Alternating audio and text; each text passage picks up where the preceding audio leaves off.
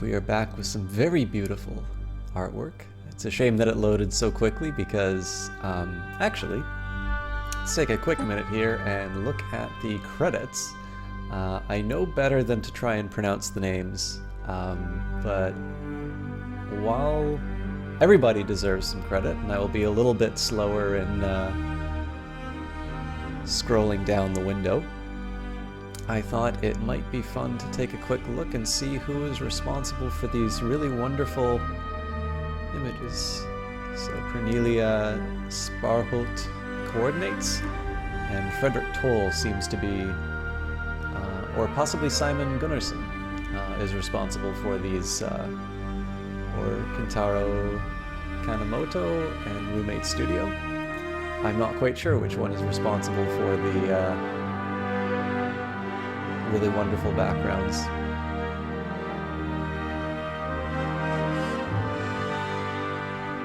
So far as I can tell, he does the music for all the Paradox Development Studio games. I don't believe I've seen... I'm just trying to think. I don't believe I've seen anybody else with the composer credit, at least as long as I have been playing the game.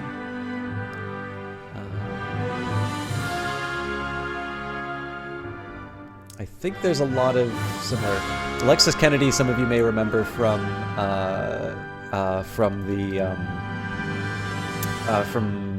not Fallen London, but Sunless Sea.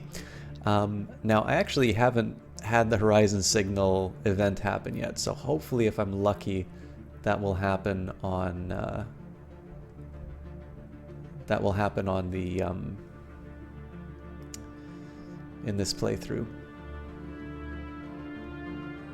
I don't know if I should be scrolling through the rest of this, seeing as you've seen it. Johnny Big Time, thank you very much for that auto host. I think I'll wait until we've got some pulse and chat, and then we can move on. We will be continuing on with the playthrough that we did.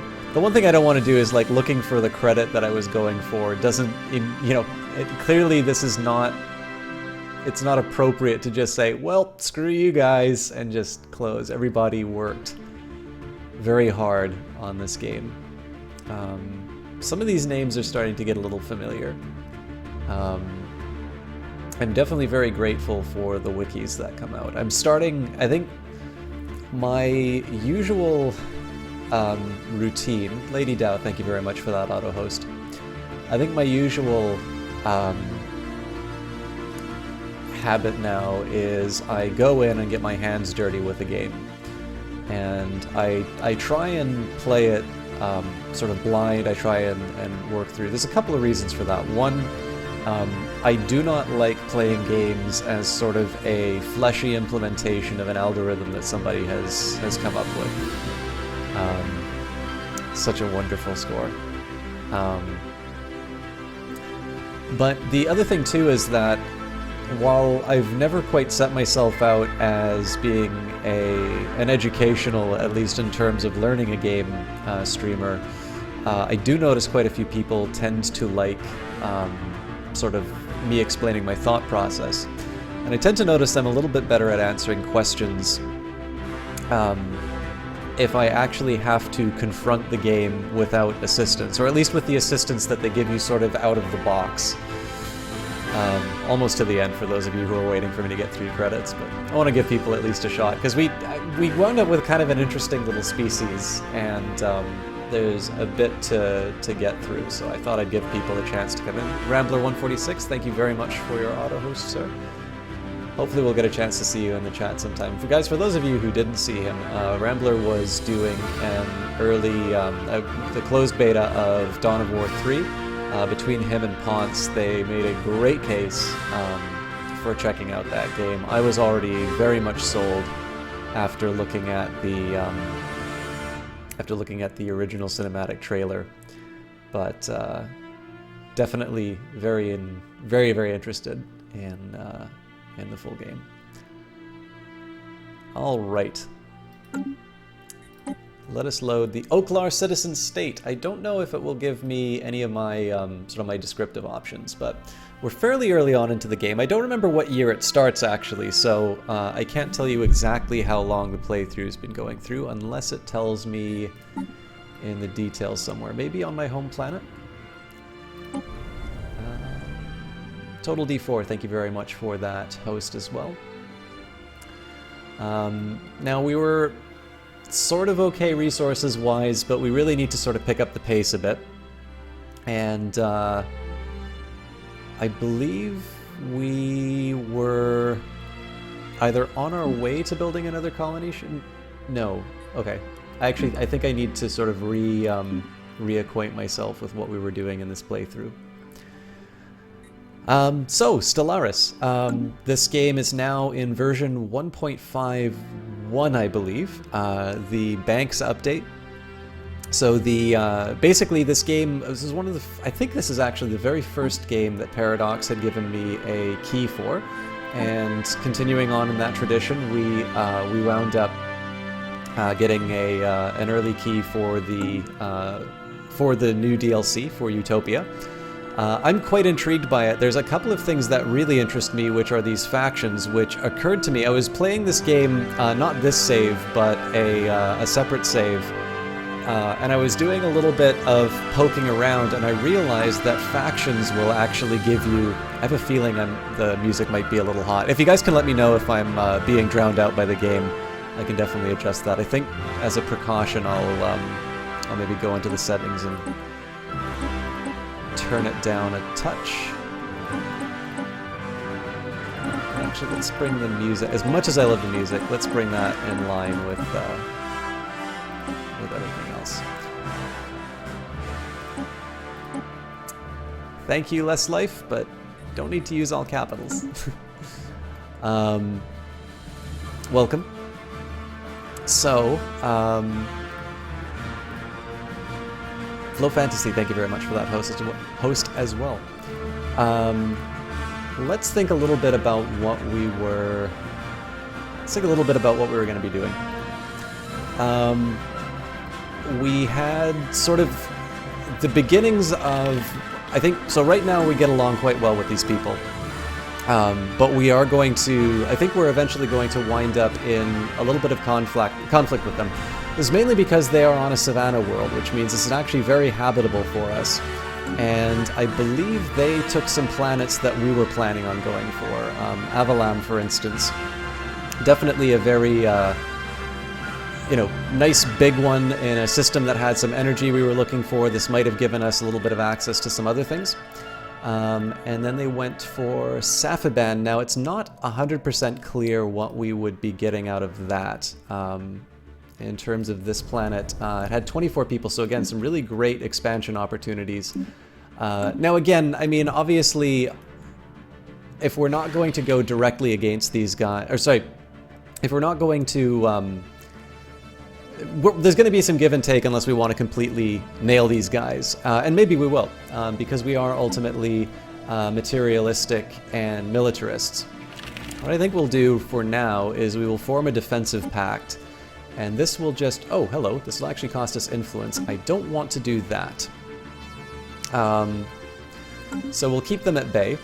What we do need to decide, though, is what we're doing with these planets. It looks like there's a few good options here. I'm definitely very tempted about the minerals that we can gain here, but energy is a little bit of a priority for us right now. And if you look at our immediate expansion options so far as borders are concerned, we don't have a lot coming down the pike. The best that we can maybe hope for is to gobble up Gidzarak, but it's a fairly it's a bit of a long shot. So I think what we will wind up doing is making a frontier outpost. And I think in terms of just absolute values, I really feel that Immelgaron is the best option here. So it'll give me some 4 energy. Keeping in mind, of course, that our frontier outpost is actually going to cost us some resources on its own. We'll get some nice research bonuses, and it's possible that this thing will be expanding out a little bit for us. We've got 2 science ships going, which I'm okay with. We don't have a lot of options at the moment so far as our constructor ship. Really what we're doing right now is we're waiting on our minerals. So I think what does it cost me to build a frontier outpost? It's a military station. So frontier outpost apparently costs nothing on its own, but will cost 3 energy and 1 influence. In that case, I will be very happy to build that here. And then we'll turn around and make up the money when we... the first thing we'll do is build a mining facility over there. I believe that is also the edict, or not edict, but for that is our mandate. We need to build at least 1 more mining station, so we'll be good for that. We'll take, just before we jump into the game, we'll just do a quick sort of check. The way I like to approach this game is just take a quick look at what, sort of all of my stats, all of my different priorities. We'll do a quick check on our planets and just basically kind of work out what our next few priorities are going to be. I'm going to assume that sort of in the previous playthrough, I made the right decisions as far as my science ships and such are concerned. And then we'll basically pick up from what's been going on. So in this case, we've got 6 energy credits. Now part of this, excuse me, part of this is coming from our, I think I'm just gonna set everything even. I don't want it too quiet because I really do enjoy the soundtrack, but I know if I get drowned out by the game, nobody has any fun. So one of the things that I want to work on here is basically getting all of my resources up, especially early on. The more we're going to want to build, we're going to want to expand. We can't do that without resources. Now, I'm suffering a bit on my energy just simply because of all the ships that I've built, but of course you can't do well without a navy. So it's safe to say that we should consider that as a constant cost. Minerals we're okay with. We're at least generating twice as many as energy, but again, we want to maximize that if we can.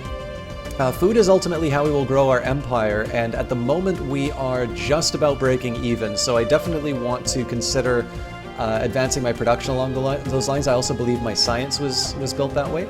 My influence is okay, however, it does seem like I'm sort of leaving some money on the table here, so it looks like let's go for the Academy of Advanced Sciences because it has the most. We are bleeding edge.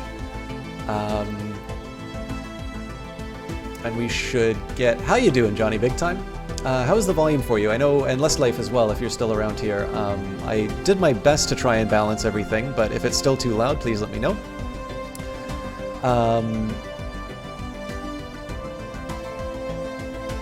So we need 60% happiness. We need to make these guys at least 5% more happy.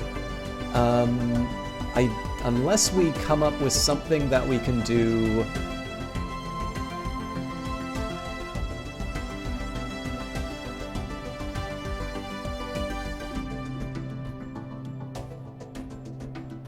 Yeah, I don't want to suppress them. So I think, honestly, we need to just try for that research agreement when we can. Now, as far as path to victory, what are we looking at? So, aggressive diplomacy.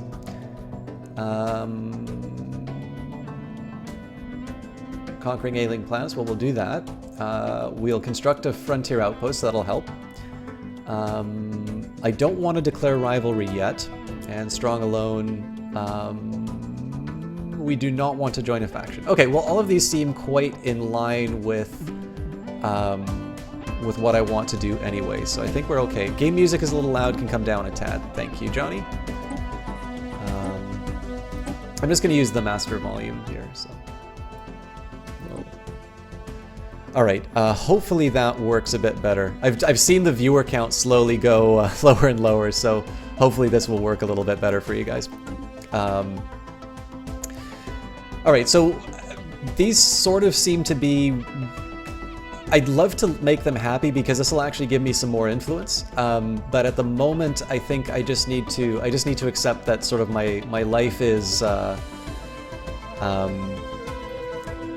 is with content but not happy factions. We'll take a quick second here and see if I can maybe get a quick research agreement in. Looks like we'd have to sweeten the pot a little bit. I mean, I could... Unless we already have a research agreement. We do have a trade deal.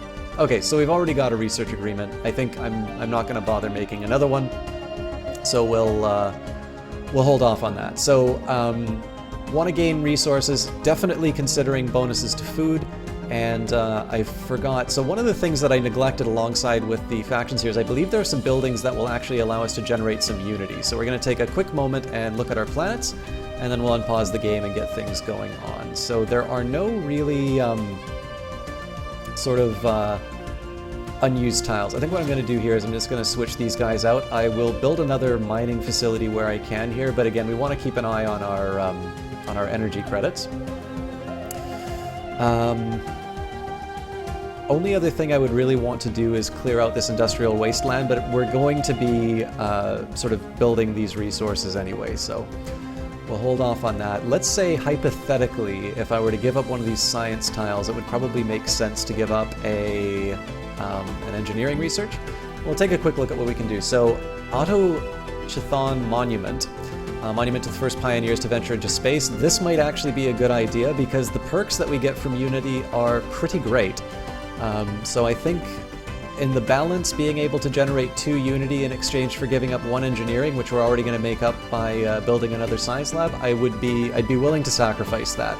I might even be willing to move the Oklar guy off to accommodate that. So we'll see where that goes. I also have a few other options as far as energy is concerned, because we do have the upgraded power generators, but I do maybe want to focus on, I kind of want to focus on one thing at a time, so we'll hold off on that. For now, though, we've sort of realigned the population where we wanted them to go. Until I get my energy situation sorted out, I should maybe consider against building any new buildings, but the home planet's going to take care of itself. Now, we've got some new immigrants. They are quite happy on this planet, so I didn't realize that immigration will actually give you a bonus to people's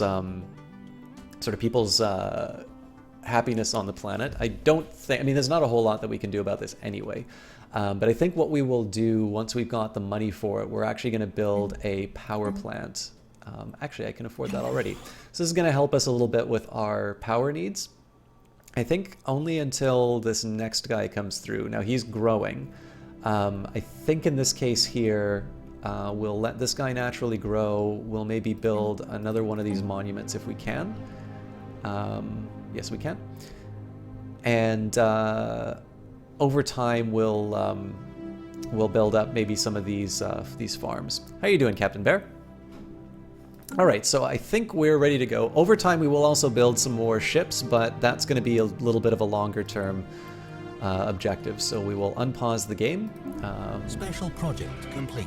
Situation log updated. Recovery efforts completed. After sifting through the debris left by the strange cultist warship we destroyed, our scientists believe that they may have divined the source of the ships the Church of Light has been throwing against us. Fragments from a log file mention some kind of abandoned alien shipyard discovered by the cultist ships fleeing Glear.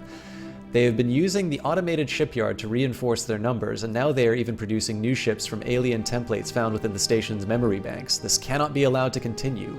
That shipyard must be destroyed. Oh yes, we were going to continue on with that mission. So complete. We've got a special... bunch of stuff coming, dear. You didn't... Well, I had a very short stream, Captain Bear, so that might have been why you missed it. It was a very late start as well, so... Special project completed. After almost giving up hope studying the accursed ceramic object for so long, we have reached a breakthrough. The object isn't really there, but rather it is a projection from a higher dimension. Analyzing it as a shadow of a fourth dimensional object, we have accumulated enough data to decrypt its message. The object teaches us how to improve all fields of research. The only question now is, who sent this information? Eureka! Extra dimensional insights modifier added for 60 months, giving the following effects. Research speed plus 15%. That's excellent, actually. We're Oh, Johnny. There's a lot of extra dimensional things in this game. So we're going to pause for a quick second. It looks like my assumption about knowing what I was doing with my ships was not a good one. So I think what we'll do is we'll consider the immediate area. I'm not going to worry about these. So this is a 2K alien vessel. Ancient mining drones might be something I can take on, but we should probably consider the cultist ship first. So I'm just going to sort of look at what I have available in the immediate area, and we will we'll take it from there. Now, as far as this other science ship, where are you? Sabek. So what is this? An ancient satellite, and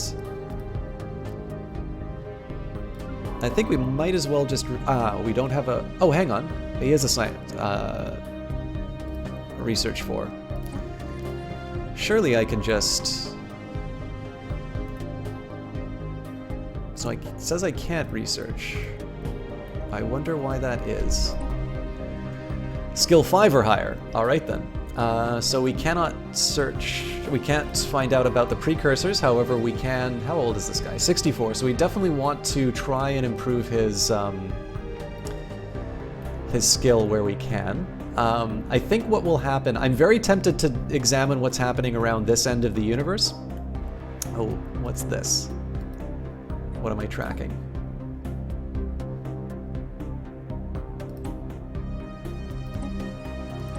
Ah, okay, mineral riches.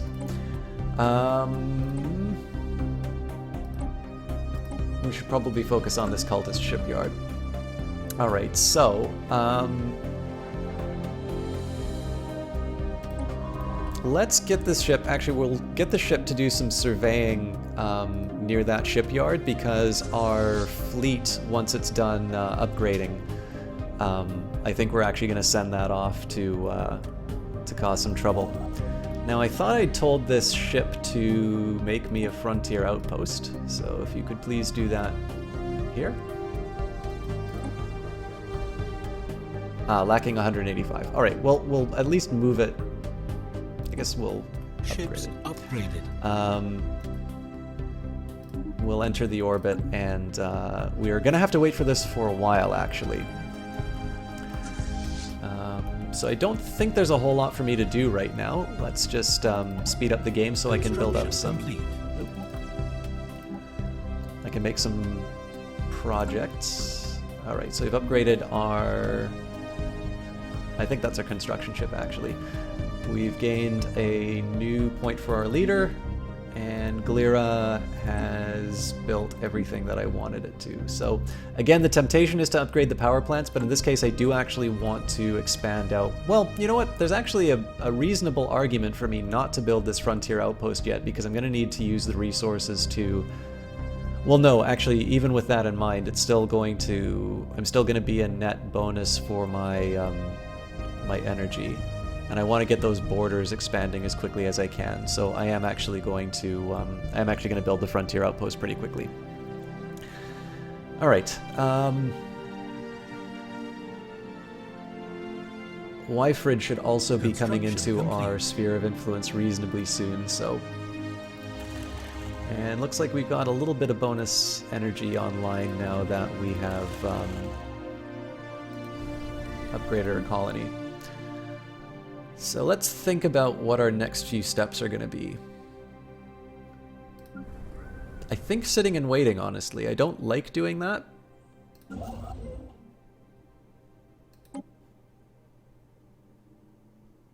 But yeah, I need 200 minerals to build a frontier outpost, so we're just going to let things run by. We are also probably going to pay a lot to upgrade the ships on Glira. Oh, and looks like we've got a new consul, so we may actually fail the election promise, which is a bit of a shame. Oh, and we can now take on a new path. So, we've got enough unity.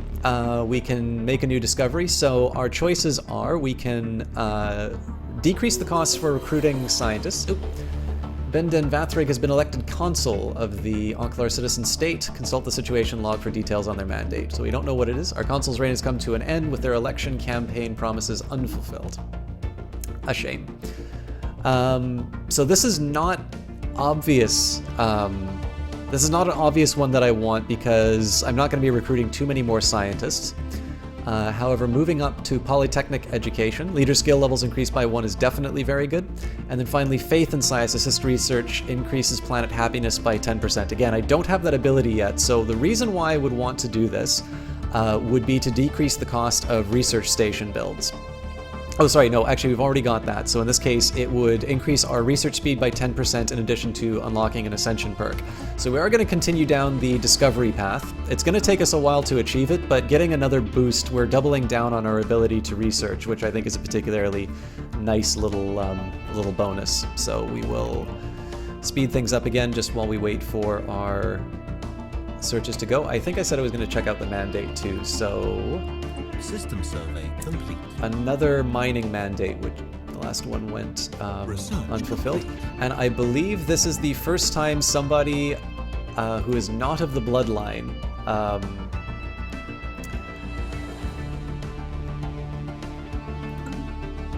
has gained power. So, all right, we've got an ion thruster, which I suppose will make me upgrade everything again. So let's take a look. We can build nuclear missiles. We can increase our building speed.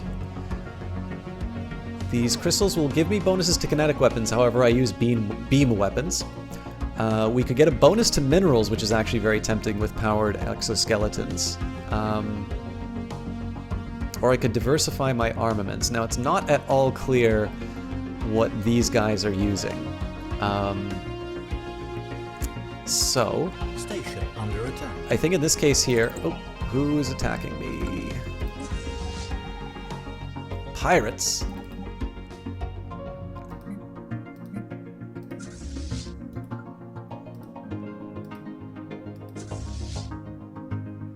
Interesting.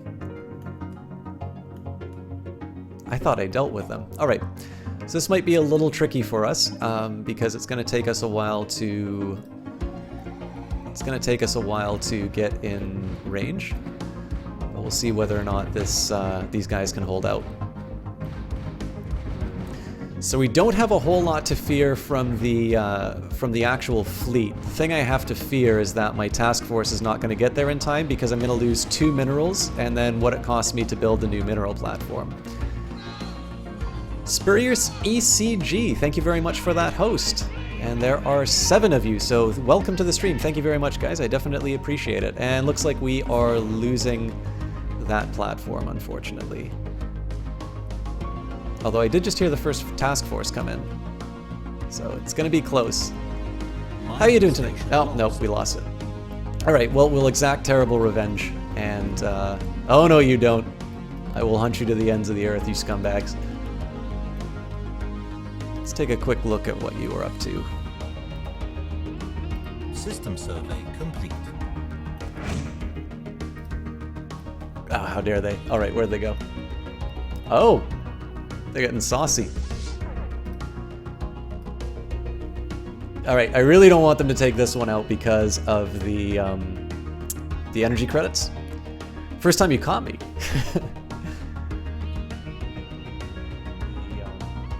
Oh. Hostile fleet engaged. First time you caught me. Where is my audio coming from? Oh. Sorry guys, I need a second to where is my audio? Sorry guys, I need a second to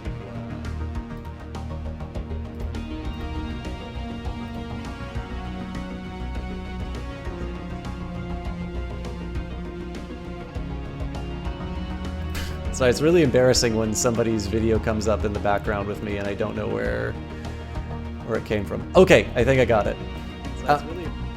Anyways, thank you very much. I think from the Twitch API it says you were playing Mass Effect Andromeda?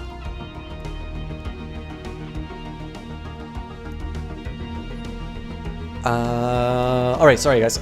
So while let me just recombobulate myself stream-wise. So we have got Spurious ECG. So thank you very much. Yeah, I'm trying to think. I don't know, surely you've been in here before. Either way, welcome. I definitely do appreciate that. Oh wow, we made really short work of them. Alright, heal up and go home.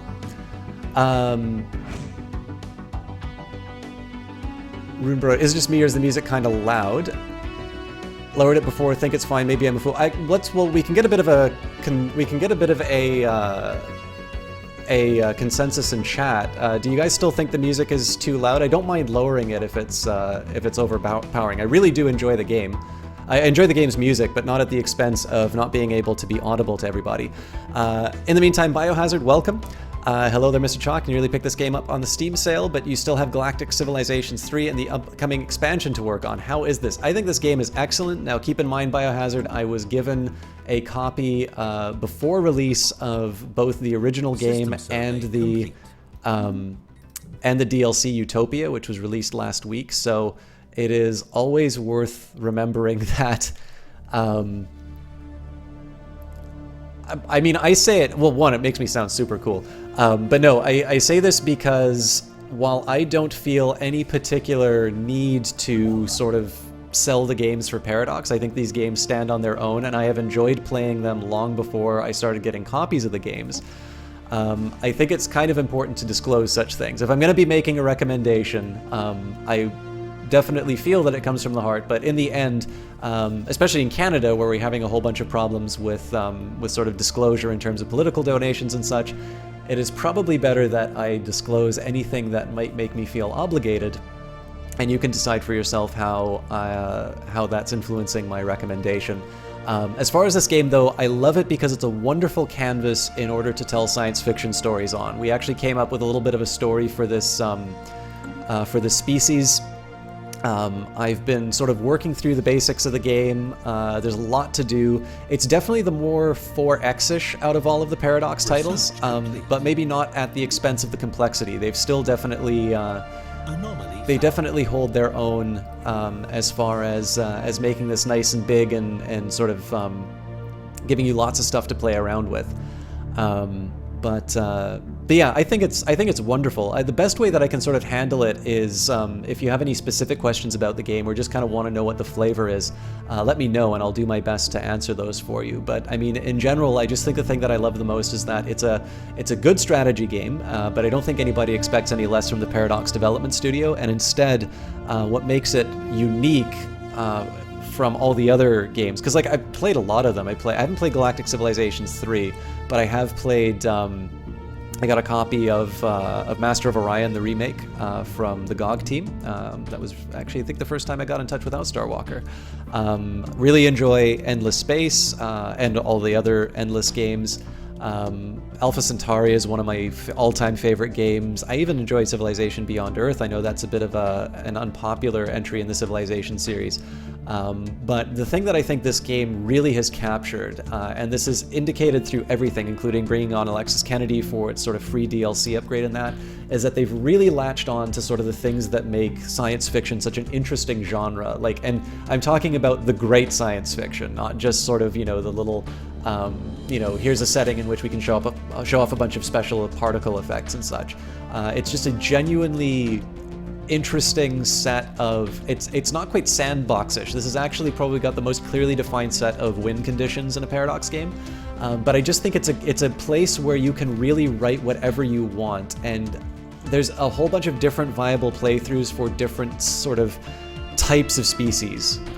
So for me, it's exactly the sort of thing I want to play. I was really stoked to be able to return to this. So. All right, hopefully, again, guys, I do appreciate the feedback on the volume. If it's still too loud, I always do it in small degrees, so please don't feel afraid to let me know how the levels are going. I might push back if I feel that the consensus is going in another direction, but I definitely want this to be an enjoyable stream for people. So, all right, Heated Rhythm. Sensors pick up a rhythmic movement on the hellish surface of Aranus 1. So in this case, we've got our researcher. This is a very easy call. He's a skill 4. There's no risk of failure. It's an anomaly level 1, so I don't expect any miracles.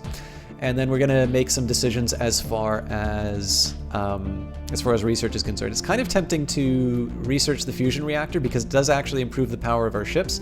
But I do think in the end, the backbone of our expansion is going to be science. So unless... I mean, again, the sensors are tempting. Survey speed I'm not as concerned about because I don't think I'm going to be able to expand fast enough. I think in the end, like I said, science is going to be how we advance our civilization, and so I think it's better to put the points into quantum theory before I do anything else into fusion power. So we'll build physics labs. Now this is where our fleet's going to be heading once it finishes researching. The cult defense fleet is 482, so we should be able to handle it. But it's got a... It has got a star base. Now, I believe the combat mechanics now work it out so that we actually try flying away from it, but I definitely want to be buying as many ships as I can before I take this thing on. So it's actually good that I got my science ship to be researching in the area, just so that I can know that I've got a bit of a tough fight ahead of me. We can expand the fleet by 3 more ships, which is not going to be a lot. If you notice, in our individual... Actually... Oh wait, but this is a frigate, so we'll be adding about 31 ship power for each new entry that we get. In this particular case, that means that we only really wind up with about 710 firepower by the end. However, we are going to have more guns than them, so hopefully this will translate into a little bit more success on the battlefield. But we don't need to rush it. In fact, let's see what it's going to cost me to build these new ships. 97, so that is definitely going to be taking a time. Geothermal. The measured pounding observed from orbit is the motion of immense and ancient geothermal extractors breathing their last. Built and then abandoned at some point in the distant past, the vast batteries of disintegrating machinery have been pumping up superheated fluids from the planet's core ever since. Their storage capacitors are all broken or leaking, but some energy can still be siphoned from them. So we gain 348 energy credits for that, which is nice. I mean, we're slowly rebuilding our energy credits, but again, I do really want to get my economy underway.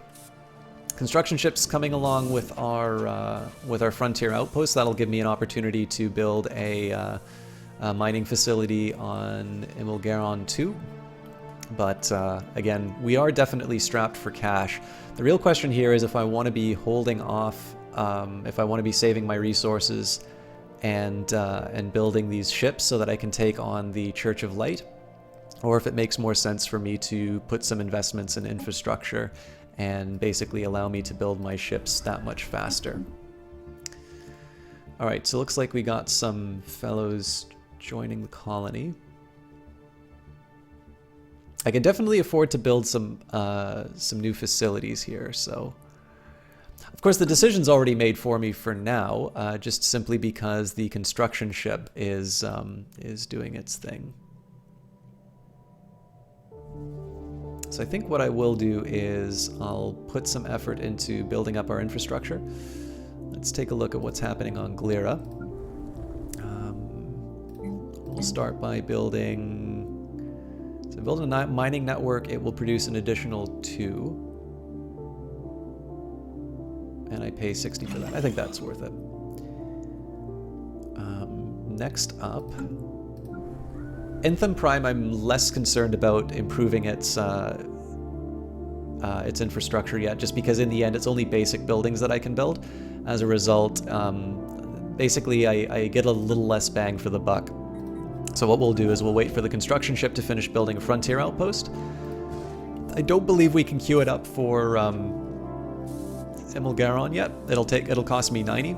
But we'll queue it up for Imilgaron 2 and then XC044 because 4... Generally in this game, 3 is considered to be a fairly strong sort of resource producer. So in this case here, we've got 2 4s on the planet. And then we also have a nice big 6 society research. So this is definitely a system that I wanted to sort of get my mitts on. And then I can go back and rebuild that mining world. And it looks like we're just shy of incorporating Welfred into our system, but we'll be doing that soon. However, we do have Bithris, so if I want the extra 2, I can get that. Now keep in mind, whenever I build these mining stations, or even the things on the planet, it does actually cost me 1 power, so that's why I prioritized, in the case of Imilgaron, it's going to cost me 3 power to get the frontier outpost up. So I basically pay for it and I get a net 1 power. And then I move to XC44. Basically, in exchange for the frontier outpost, I'm getting a net bonus of 4 minerals. And then whatever, I kind of free up whatever resources here. So I quite like this system just because in the end, everything sort of... Power-wise, I'm neutral, but it does give me these bonus resources, and then also the possibility of moving out to the Black Hole and Pilgrim, depending on how rapidly my borders expand. I'm not 100% sure on how that mechanic works, though, so we might be holding off on that for a while. All right, so we're still sitting on 4 skill. Now I believe we had. Construction complete. Let's go to. There we go. So we'll get our top scientist to research the battle. That'll give us a small bonus to the general research, as well as our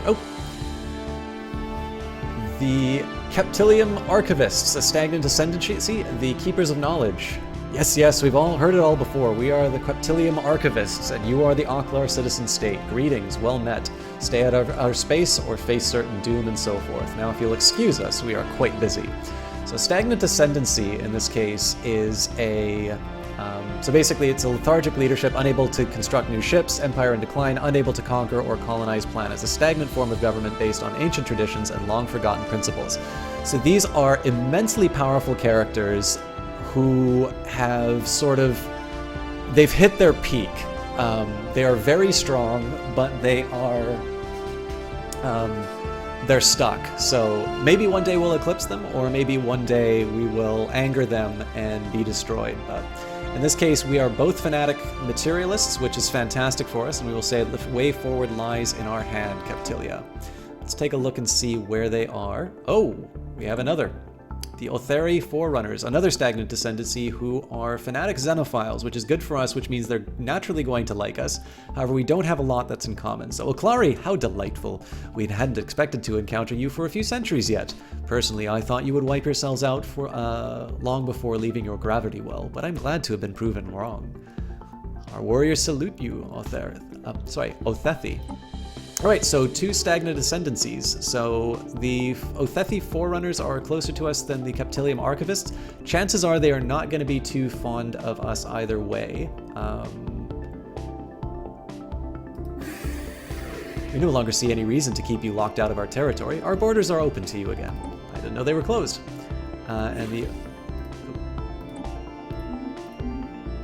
So let's just take a quick look. Both of them like me. In this case, you can see overwhelming. So fleet power, naval capacity, and technology levels are all well beyond whatever we can handle. Let's take a quick look. They don't have any trust for us.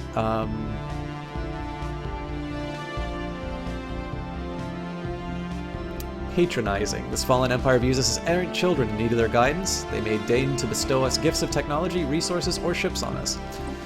So,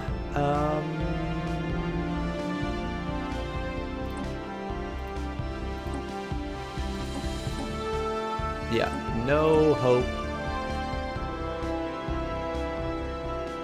of getting that research agreement. Construction. So they may like us, but they're not going to... They're not just going to roll over and give us whatever we want. Fair enough. Alright, so our frontier outpost is done. We will start paying for it now with our mining station. By the way, guys, I'm a little curious where everybody is as far as familiarity with this game is concerned. I have a feeling there's a lot of people who are streaming this game now. It's actually one really encouraging thing about Stellaris is it seems a lot of... Oh, excellent. We incorporated the black hole.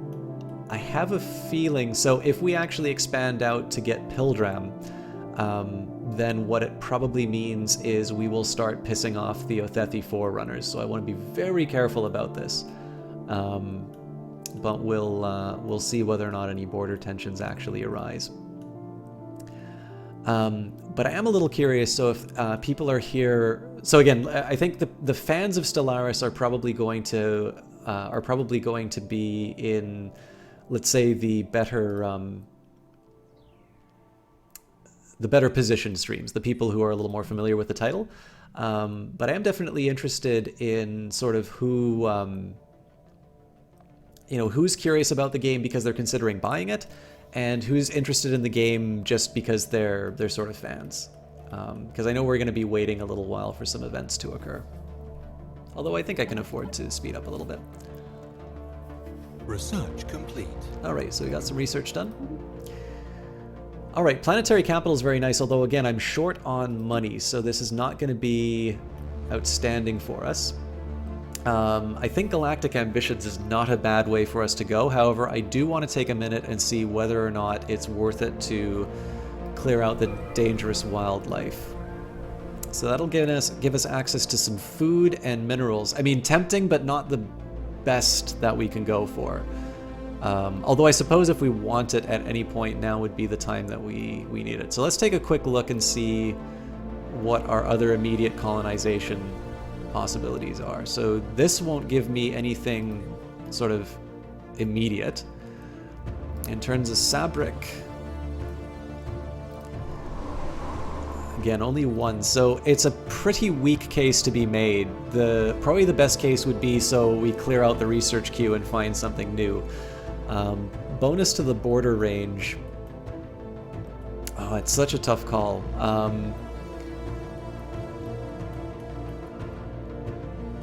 So thinking in the grand scheme, we probably get the Litharian Vortex. Oh, and maybe Tatanga, actually.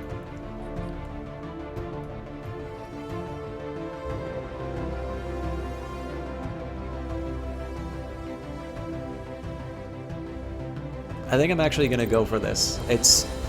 It may not be my best decision just because it is going to be 60 months, and in the end I might wind up pissing off one of these stagnant ascendancies. But it is actually going to get me some access to some important It's going to get me some access to some important resources. So let's see. Greetings, Oklari. As you no doubt know, we, the Othethi, are dedicated to the study and conservation of all forms of life in the galaxy. We've studied your species and determined that the Oklar citizen state is unlikely to last more than a few centuries at best. To ensure the continuation of the Oklar species, should the worst befall your empire, we would like to acquire a part of your population for our endangered species preserve. We will construct a special reservation that perfectly mirrors the natural habitat of your species, and its population will be very well taken care for and protected from all harm, so you need not worry on their behalf. What do you say? Will you contribute to our preserve and safeguard the future of your species? So,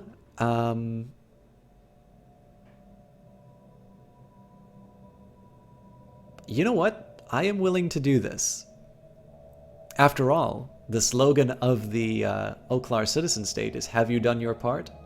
And so we will send off a group of our citizens to be a member of the preserve. All right, so let's move this gentleman over here. Actually, we'll quickly replace things along. We definitely need that extra power. In the meantime, let's tell the construction ship to get to work. Oh, it's already built the power station, so instead we will tell the science ship to get to work. It's researched the tech that I wanted.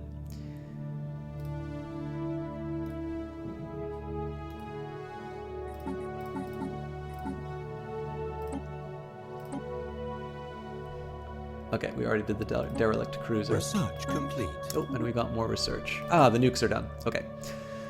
So, I've got some resources that can be revealed, or we get Mastra. Okay. So that will give me one of each weapon type. Or we can go for Broke and... you know what? Actually, I've never had one of each weapon type. This is a little wasteful as far as my research is concerned, but I actually really love the idea of having some variety, and this will mean that I can basically customize my fleets to take on anything in the area.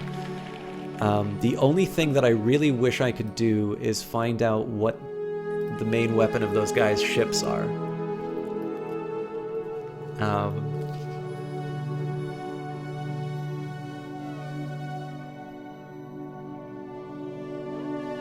Alright, so science ship, let's tell it what to do. I'm sort of losing time with these guys. I think probably just doing some expansion out, so I still don't have some obvious answers. It seems like everything's a dead end on the right-hand side here. So if we're doing any expansion, it would either be to the west, where we don't have any immediate, any obvious colonization options, or to the south. What I think I might do with this particular ship is I'm actually going to close off the options to my immediate left, because then we get to the center of the universe, and then we don't have to worry about anything anymore. And then we can double back. Hopefully, if this guy becomes level 5, we'll be able to upgrade him and do the Yut Precursor mission. All right, so that's a nice little research queue for him. We are 1 month away from being able to build that new mineral platform. System survey complete. Oh, and same story with the other science ship. So we want this guy. So these are a little too strong for me right now. We can get him checking south, but I think what I'm actually going to do, we're going to get...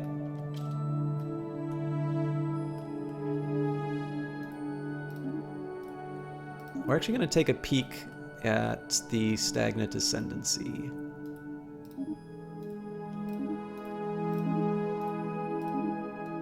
Yeah. I wish you could delete the last order a little bit like in Frozen Synapse, but... Here this is more so just sort of looking at the furthest reaches of space. You know what? This is dumb. Alright, I'll just hold off on that, then we'll go to the south. So this is more so to satisfy my curiosity. My immediate expansion opportunities have sort of been explored already. This guy is a little bit more about just seeing what's going on in the stagnant ascendancy. Of course there's something hostile. Ancient combat drones. These guys are not going to be too difficult for me to take on.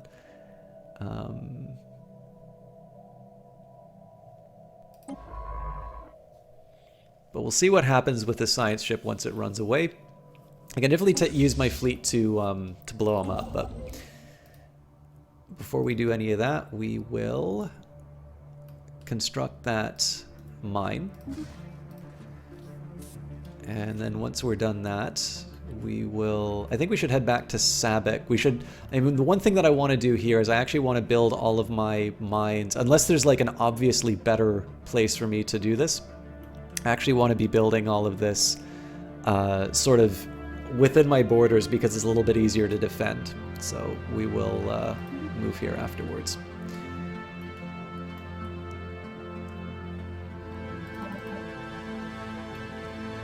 And here I should be able to go on autopilot for a little while, build up some resources. I want to keep an eye on my planets just to make sure that I'm not missing out on too many opportunities. Construction complete. Excellent. So we've got our mining station taken care of. I think I am going to build up my military, and I think we'll take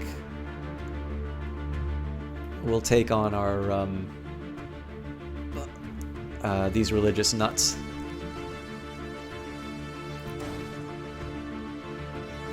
Actually, in this case, Level 4 anomaly, we've briefly detected some unusual energy readings emanating from this planet. It might have been a glitch in our systems, or it could be a sign of something more. Again, Level 4 scientist on a Level 1 anomaly. We don't have a whole lot to fear. And I'm going to do a quick trick just to save me some trouble with my construction. Construction complete. We're actually going to move the construction ship into orbit just to save... we can upgrade it. We're actually going to do that just to save on some expenses. Next thing I'm going to do is go to the ship designer.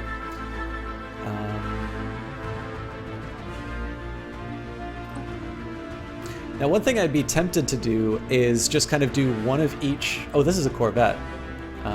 Oh, hang on, we only have Corvettes. Situation log update. We've encountered some form of strange alien vessel, the Yamther system. These strange objects have been flagged as the Kappa aliens. Until we can learn more about them, we should proceed with caution. Evading hostile. So all that we're losing by doing this research is it's going to cost us 5 months. It's a little social research, so in the end what happens here is we lose a bit on our border range, but I'm willing to do that mostly because it potentially gives me some influence points. Alright, so this science ship can't head down there. Can we... Okay, no path to either. That is a shame. Well, we'll do a quick... No route there. Alright, we're stuck. Let's go take a look at some of the southern parts of the system then. Do I really have no access to... Alright, you know what? The microsingularity recently intersected Galamon 2, passing straight through the core and emerging on the other side of the planet. The encounter does not seem to have caused any permanent damage, but has altered the energy output of the planetary core slightly in a way that defies our current scientific models. Further study may be warranted. Fascinating. Unfortunately, it's a bonus to physics, which I can't take advantage of. Ships upgraded. So I'm going to be a little reckless with this guy. What's going to happen here is he's actually going to be traveling through this system, but I believe the mining drones will be pretty passive about this. All right, cool. So we can get him on the rest of his quest. I'm going to still keep the keep the defensive fleet stance, and then we'll get him to continue on with his journey. No direct path. No direct path. Okay, I think I'm just going to try and tell him to go. Well, you know what? We'll see what happens when he goes here, and then we can sort out the rest of it. All right, I think I was going to do. Oh yes. So honestly, at this point, as tempting as it is to kind of put a nuke somewhere in the middle here, I think I'm going to keep with the auto best for now. And what I will do... I would never want Lieutenant Dan 222, thank you very much for that follow. I think what we're just going to do is keep churning out some fleets, and then we'll rush them headlong into certain death, because we only need to make 2 more of them. There is a temptation to build another either another spaceport to expand my fleet size, or to hold off until I can kind of upgrade these ships. But I think in this case I'm willing to accept a couple of losses as long as I think I can... Well, actually, I guess there's no reason for me to... You know, we'll review this when we get to 22. The entities encountered by our fleet some time ago are spaceborne forms of life, quickly named the space amoeba. Following an analyst's gross misreading of the initial sensor output, the creature is in fact larger than the average Oklaran corvette. Further study is warranted. We may choose to either remotely monitor the creature and its kin from Glera, or attempt to swiftly bring down a specimen to study and eventually commercially exploit its remains. Very tempting to say the commercial remains, but in this case we are scientists, and so we will use the special project. Again, we're gonna have another loss on our social research. Thank you very much for that host, P-Threm. Another host with 7 followers or 7 viewers. So thank you very much for that. What were you playing tonight, my friend? And you know what? We said we got.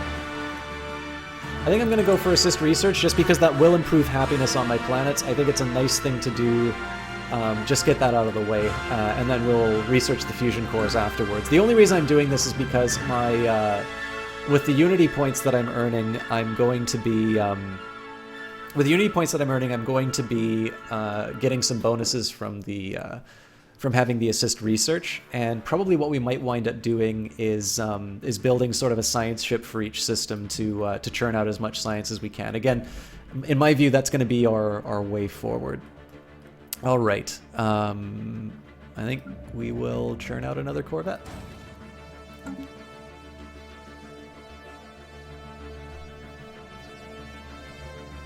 Very quiet in chat tonight, but that's fine, because I've got quite a bit of learning to do in this game.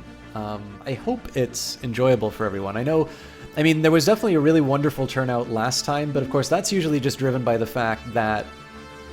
I wonder if I'm able to see... Holy smokes. Yeah, so until I have... Jesus. So basically until I have 100,000 power, I want to remain on very good terms with these guys. Construction complete. And I'm really curious if there is a way to... if there's a technology I can get to... Oh. Evading hostile fleet.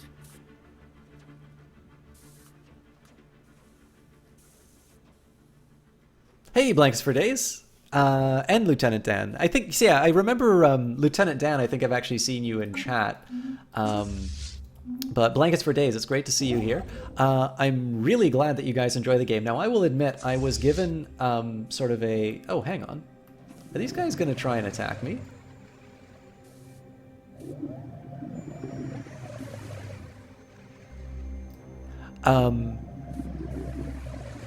But yeah, so I was given an early copy of the game, but I'm not really that good at it. There's a lot that I can still learn about the game here, but that's always been the fun for me about these games. A little bit of a background for myself. So I started my first Paradox game was Crusader Kings 2, and I still do that regularly. In fact, we're doing the Monks and Mystics DLC on Mondays. Project complete. Space Amoebas Forever. The Space Amoebas, the name is struck with the pronunciation of the proper, as the pronunciation of the proper xenotaxonomic denominator is too unwieldy for the average Oklar, are solitary animals. When left to their own devices, all but the youngest specimens are accompanied by quasi-independent phalangia, organisms spawned by the amoeba and programmed through liquid RNA-laced secretions to do the bidding of the host. These flagella are capable of manipulating and even attacking objects in an impressive yet restricted range around the host, periodically returning to lodge inside the host amoeba's body for reprogramming. There are potential military applications of the graceful patterns of the circulation apparent in the flagella's movement. Fascinating indeed. Cosmic ray catalyst modifier added, giving the following effects: energy credits +5. I'm very happy about that.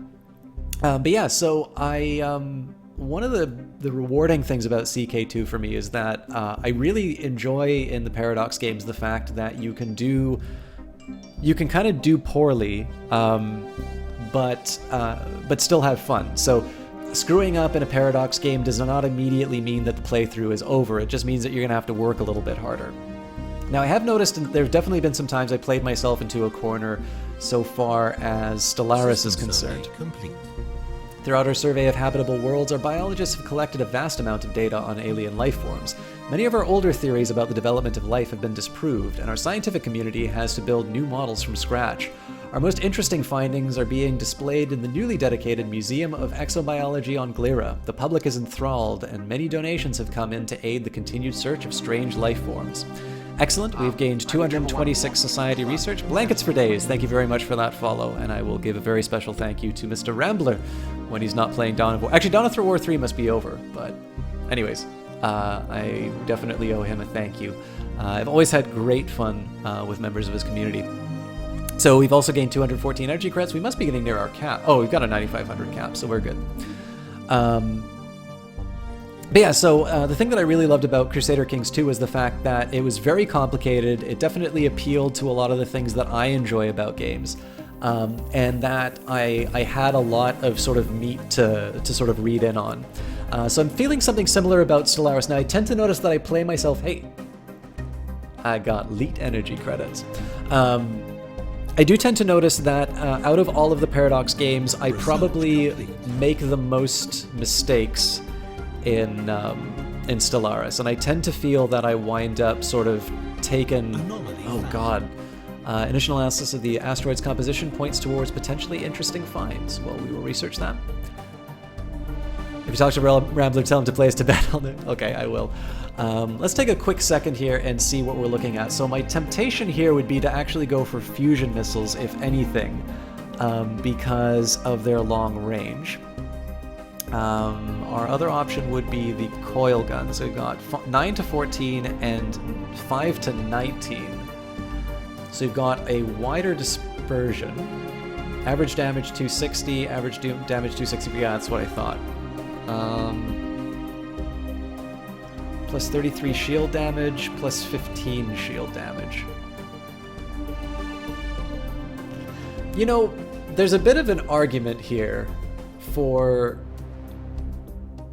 going beam and kinetic, because one rips down the shields and the other rips through the hull.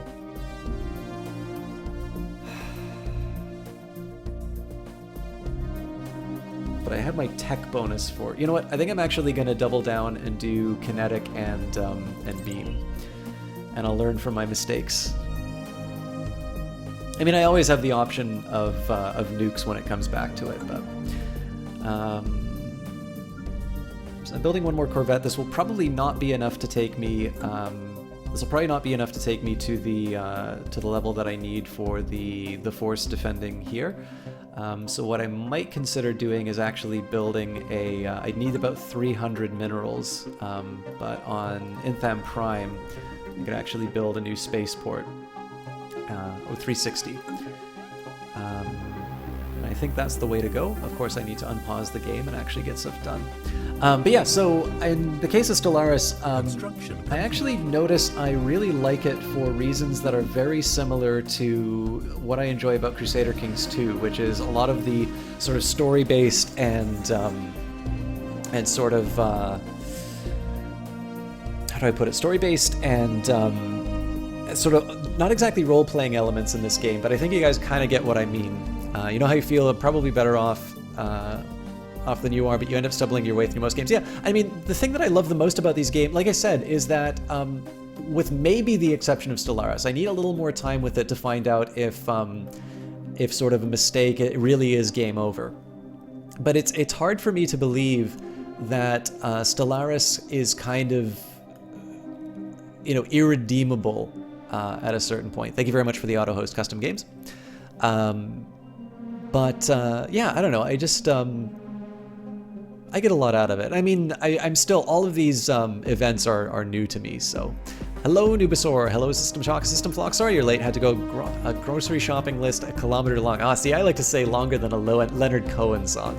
But we're always happy to hear you, Nubasaur. It's not quite. So I've got a short list. I'm either going to go back to Tyranny, or I'm going to go and I'm going to do Planescape Torment.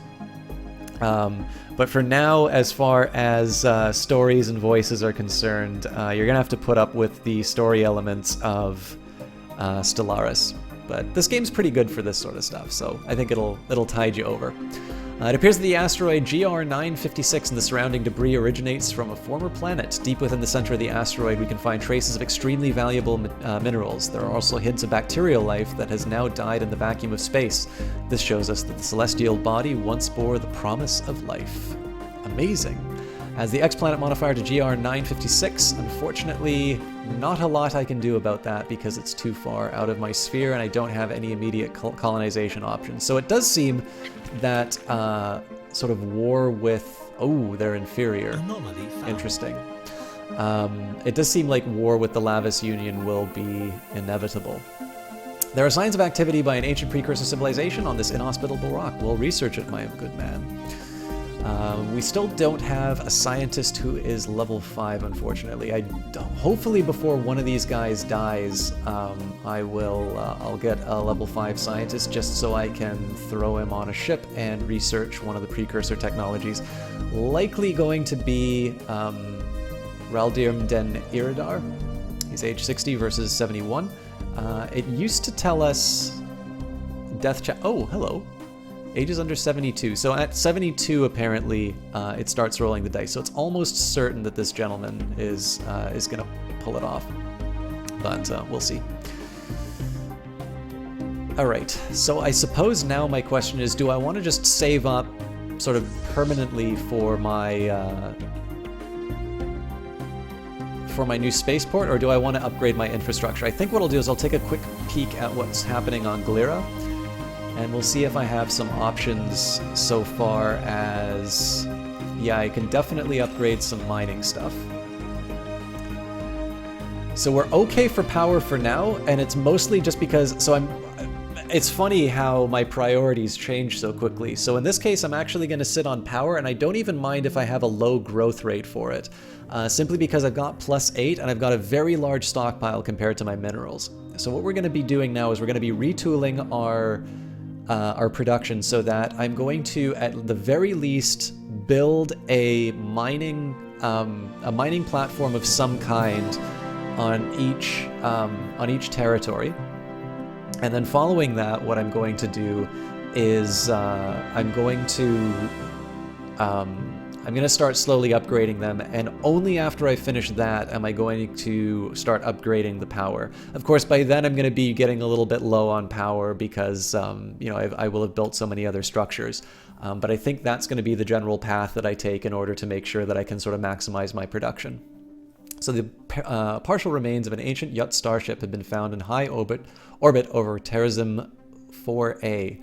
An additional analysis conducted by the ISS Eschenarian indicate that the vessel may have served as a colony ship. Even cruiser-sized yacht ships were typically crewed by only 1 or 2 individuals given the immense size of their bodies, but this hulk has more than a dozen cryopods attached, each containing withered exoskeletons from what must have been yacht colonists. Situation So it looks like we log got updated. another derelict colony. Oh, you know what? It was just a derelict ship, not a colony ship. So let's take a quick look. 3 or higher, so I think we should go to that, and we're actually going to abandon... we're going to abandon this project in favor of researching this. Guess who's not missing the stream tonight? Kite! Kite, it is wonderful to see you again. And you know what, guys? I have been very bad at my shout-outs. So let's take a minute here, and we will start. I hope Johnny's still around, but if he's not, I still want to let you know that Johnny Big Time is an amazing caster. He's incredibly entertaining.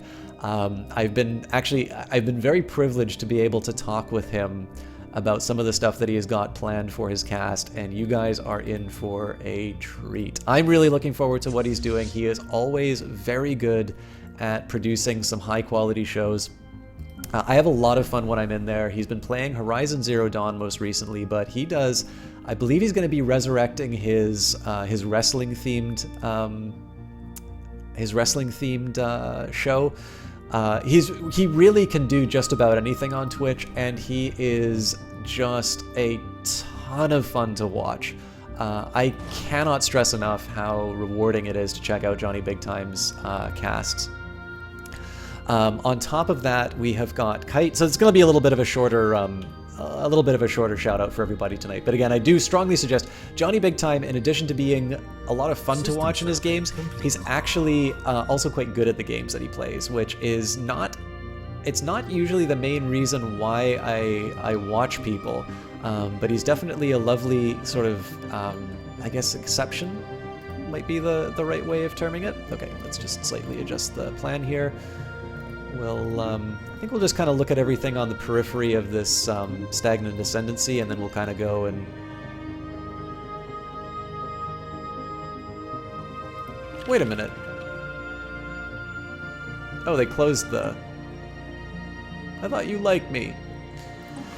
Alright, because I gave them some population, let's see if these guys... Well, they really like us. Do you want to give me stuff? Nope, they don't want to give me stuff. We will wait for them to gift stuff to us then. Anyways, Johnny Big Time again. In terms of just sheer entertainment, I know he doesn't play a lot of strategy stuff, although I have kind of convinced him to try out Stellaris.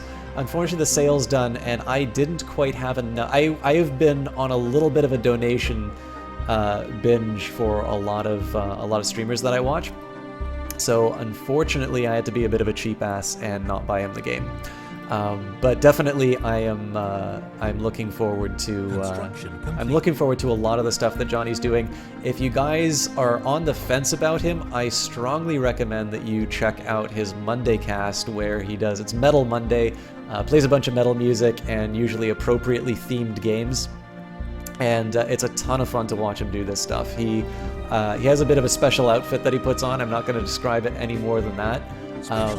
But you guys are missing out if you don't give him a shot.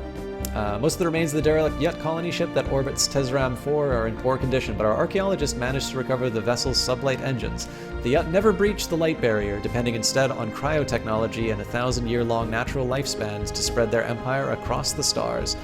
Bonus yacht artifact, 60 research, and I've got a free... I really should be putting this guy in the labs. Alright, I sort of screwed up the pattern that I was going to do for researching everything, so we'll expand out here. We'll take care of this little pocket.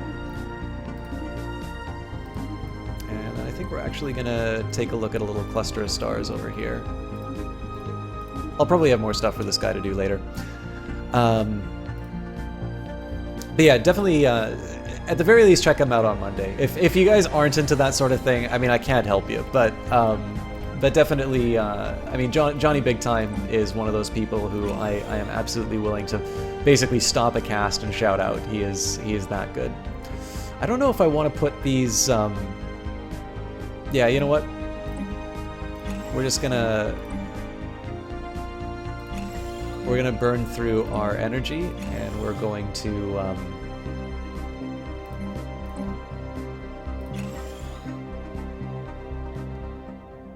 We're going to make sure we have the infrastructure that we need. I'm a little tempted here, so if I give a mineral processing plant, I'm currently generating 15 minerals, so that gives me about 1.5. I mean, that's not outstanding. And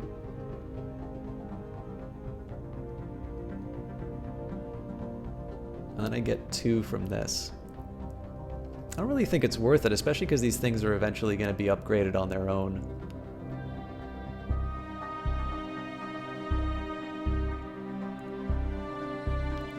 Yeah, I mean, if I ever build more, then I still think mining network's the way to go with this one, so. Anyways, guys, not to be outdone, we've got Kite 260. Kite 260 is a really great friend of this stream as well.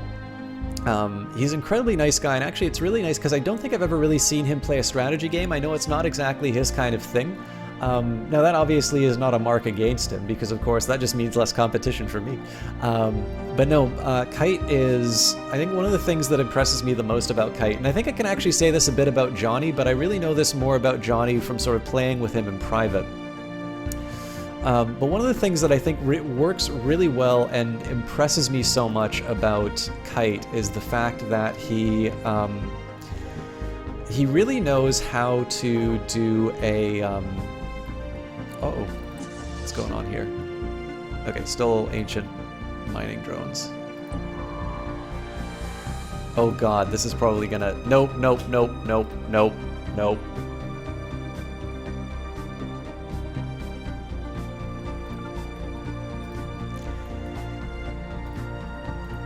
I appreciate your enthusiasm, but you cannot take on those those drones.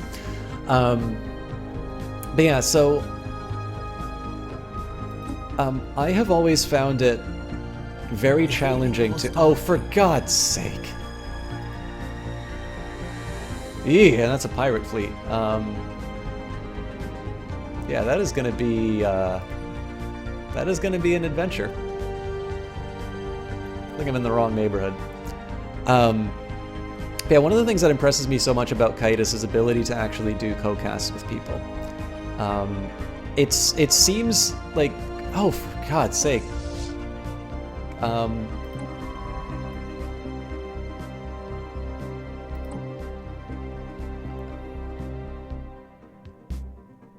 Wait for 10 days on this thing and then we'll move. It seems like such an easy thing to just do a right, it's like, okay, well, if you can cast, then you can co-cast, right?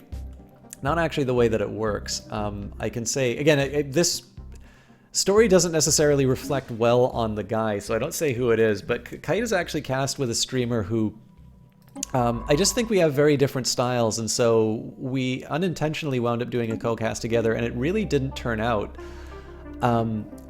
And I gained a lot of respect for Kite's casting abilities when I see that he plays with viewers, he plays on,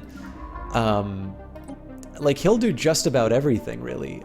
He'll play with viewers, he'll play with seemingly any other streamer, and he does a really good job of sort of co-casting with them. And again, I think that really just, it is easier to understand sort of looking at Witness the Black Hole. It's a little bit easier to understand when you just sort of see who he is on cast and, you know, kind of get to know him a little bit like I have. Just simply because he really is somebody who cares. He really is a great guy. But yeah, I think, like, really, if you watch his cast, you'll sort of understand why he might have an easier time sort of casting with people, whereas I'm a little more standoffish and have some difficulty. But again, two really wonderful casters who I give a very strong recommendation for. I'm going to read this thing out. I'm actually going to just mention some of the people who are auto-hosting as well as formally hosting, because there's definitely more viewers here. I want to make sure that people get their time in the sun. It's always nice when people host early, but I don't want them to miss out on their chance to find a new audience. But efforts to map the surface of the planet have identified a strange mountain formation in the southern hemisphere. It does not appear to have formed naturally. All right, so the hosts tonight, we have got Lady Dow, Spurious ECG, who is playing Mass Effect Andromeda before kindly donating some people to the stream, Flow Fantasy, a French caster, Custom Games, Kaylee Cakes, The Rambler 146, who has brought to us Lieutenant Dan 222, as well as Blankets for Days. We have Johnny Big Time, who just got his big shout out. Cringy Cat, somebody who's primarily focused on adventure games. We actually got to meet her when we were playing Life is Strange. Custom Games, Docs Gaming, who I believe is a bit of a Paradox game focused streamer. I don't get a chance to see his streams that much. Pthrum, I don't think I ever got an answer about what you were casting tonight. The API isn't giving me what I need, but you know what? I can just check your things. Looks like you were doing gaming talk shows. Who else do we have? Oh, shuffled everything around. Kaylee, Custom, Lady Dow, Johnny Big Time, Pthrum, Cringy Cat, Docs Gaming, Total D4. Thank you very much for that. I can see him constantly in Johnny Big Time's channel. Full Fantasy, we covered Rambler 146. I believe that covers everybody. So thank you very much for your hosts and your support, guys. I tremendously appreciate it. Kite, I hope you got to hear your shout out. If not, I'm sure I said only wonderful things about you.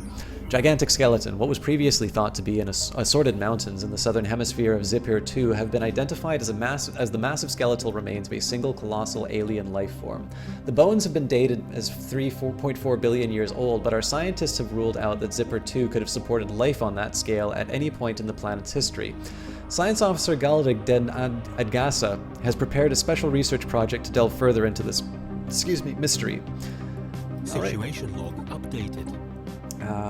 I am willing to give up that scientist in order to do the research.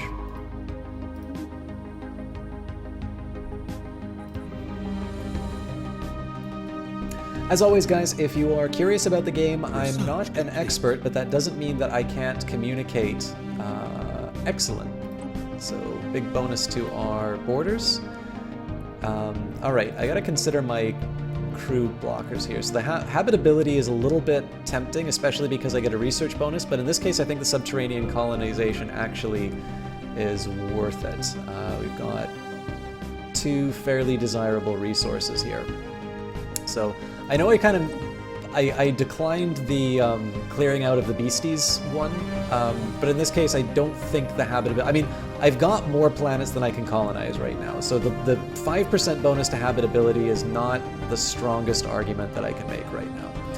So we will go for our tile blockers instead. Or clearing tile blockers, more accurately. Let's build a new mining network.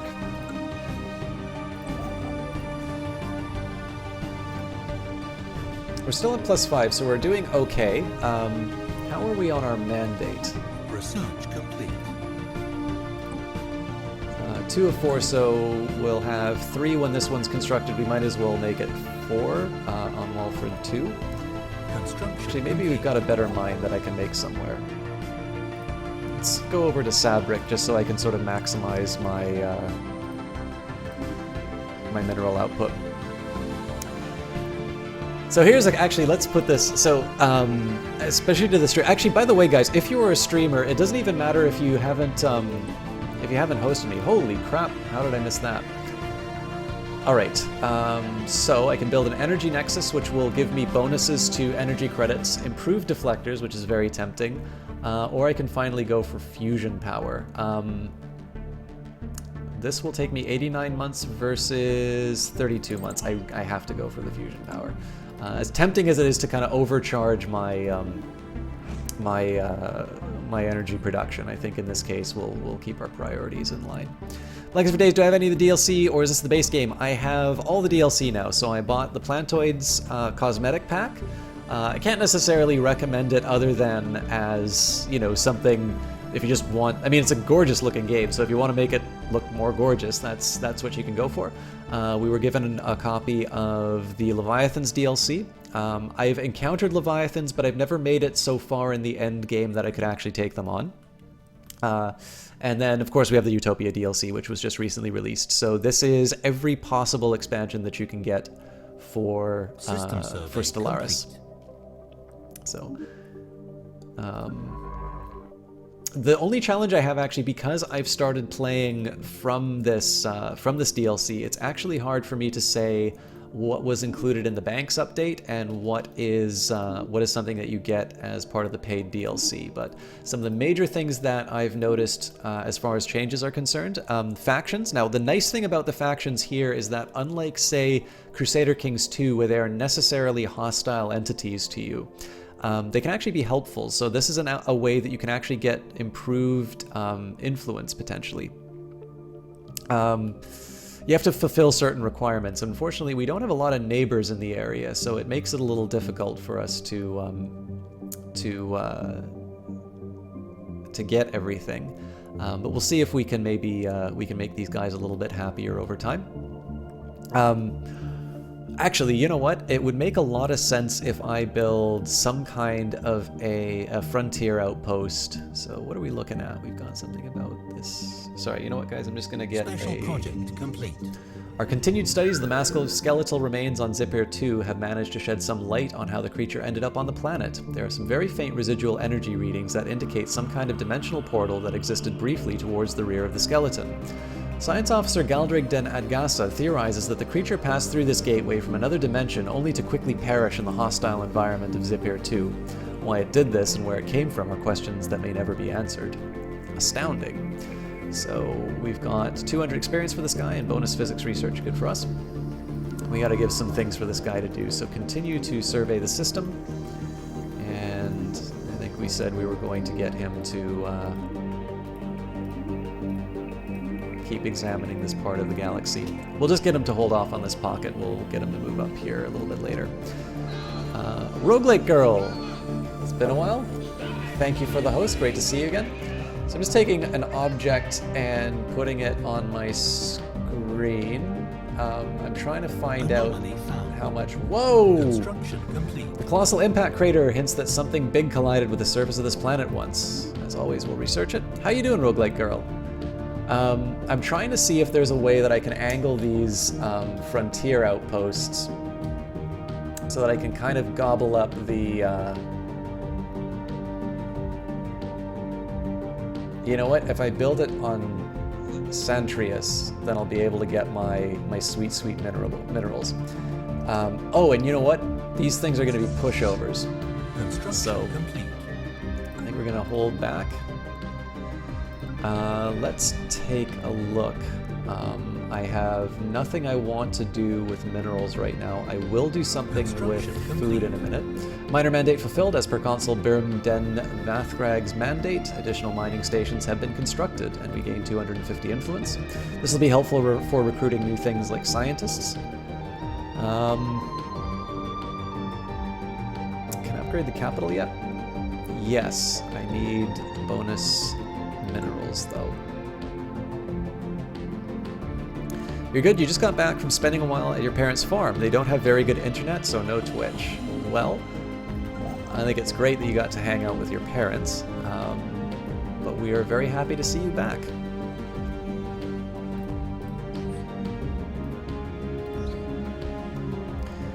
A large mineral-rich asteroid collided with Porrima 6 at some point during the previous 1,000 years in what must have been a major impact event. An abundance of minerals can now be found in the planet and in the vicinity of the impact crater.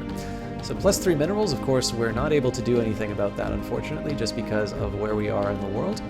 And the thing that I now need to be considering is building some more mining stations to sort of deal with my energy deficit. I think in this case here, I'm actually going to take my construction ship and put it to my my home planet. Oh, what's going on here? Oh God! Construction ship under attack. Like clockwork, every time I show a mining ship. Oh God! You know what? I'm pretty sure we just lost the construction ship. Oh no! It got away.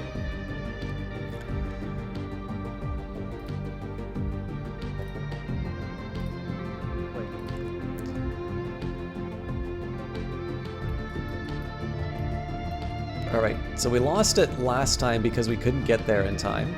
We'll see whether or not the first task force is actually able to pull it off this time.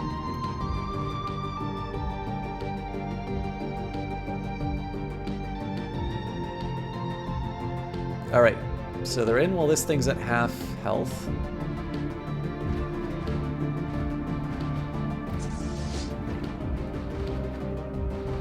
It's still looking grim. So these guys have got a combination of kinetic and beam, it looks like. Well, we might make it. I think it depends how quickly we engage. I think this thing's dead. Yep, that's 90. Nubasaur, thank you very much for the host. Guys, it is worth mentioning Roguelite Girl, as you might gather from her name, is... I suppose it's better to call you an RPG and roguelike streamer, but I think the last... It wasn't Binding of Isaac you were playing the last time I saw you, was it?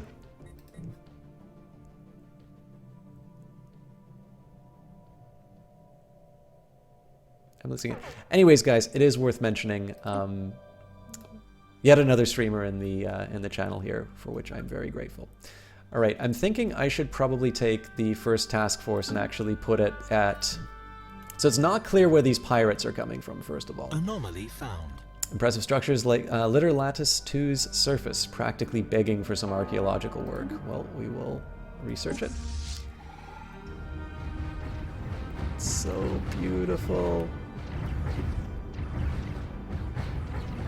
So I have no worries whatsoever about this particular fight. They're done for.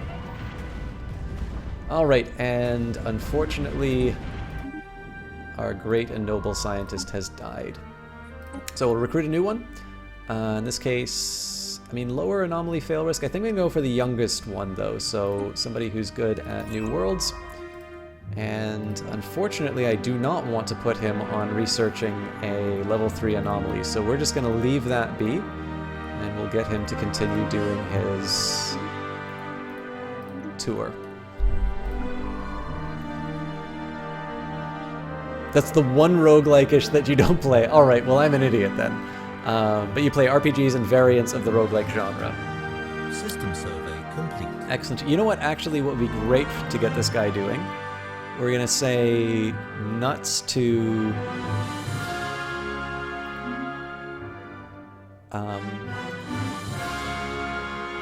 Oh, I guess there wasn't any debris for us to research? Fair enough. How's this guy doing? He's 63, so he's not going to die anytime soon.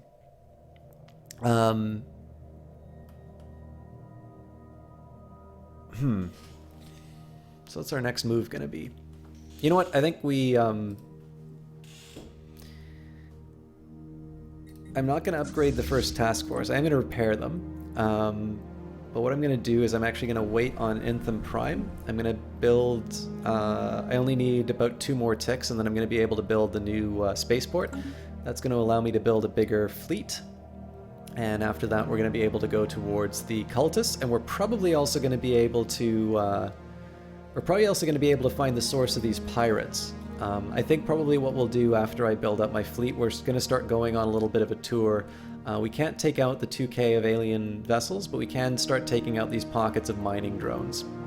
I don't know if I want to take on the space amoeba yet, but we should be able to clean up some stuff. Oh dear, we lost another scientist. I think we're just getting to that time. Okay, so we've got a bonus anomaly discovery chance, and this guy is actually better at science. So we're going to switch him out. Now he's going to be... He's a weak scientist, but he's also on a fairly low-level mission. So instead we're going to get the person who's a little bit more exploration-oriented, and we're going to get him to continue his surveys. Of course, I don't know if these are he or she sort of ferret people, because I don't know how you check that sort of a thing. But I'm going to go and say it's a Monsieur because I'm a Monsieur, and that's just generally how I assume these things work. Alright. It's going to take us a little while. Of course, we're now at 22 minerals, and we've also got a fairly healthy amount of energy credits, you know, relative to the fact that I was sort of spending energy like a sailor on shore leave. So I think we're in a fairly okay position. What I might do is wait for the 26 minerals to upgrade this mining area, and then maybe we build out from that. D-Raven, thank you very much for that auto-host. Or you know what, I think I'm just going to sit on this and we're going to build up the fleet. So we get my 97 and build another Corvette. At some point I get to upgrade these guys too. Okay. This is another level 3 one, so we will leave it be for now. We've got, I think what I'll wind up doing is I'll take this other science ship and just sort of clean up the anomalies that I couldn't do on the others. Research complete. Alright, new research. Okay, so I can clear out some tile blockers when I want. Cheaper war demand seems super, super interesting, but I could go for... Well, see, this is a tough call for me now, so... I'm tempted for Biolab for the same reason that I always am, right? Which is the, you know, science is going to be ultimately what pushes me to that next level. But it's actually cheaper for me to do reactive formations and boost my fleet size. And in the end, the bigger fleet is actually going to allow me to invade my neighbors. So even though this is a little more expensive, I am actually going to go for this one. And the other problem, of course, is while it's expensive in two ways, which is one, it's going to take me a while to, ooh, that's a tempting one. But so is UV laser. As much as I hate to do this, I am going to do UV lasers because it's possible that I want to abandon automatic exploration in favor of,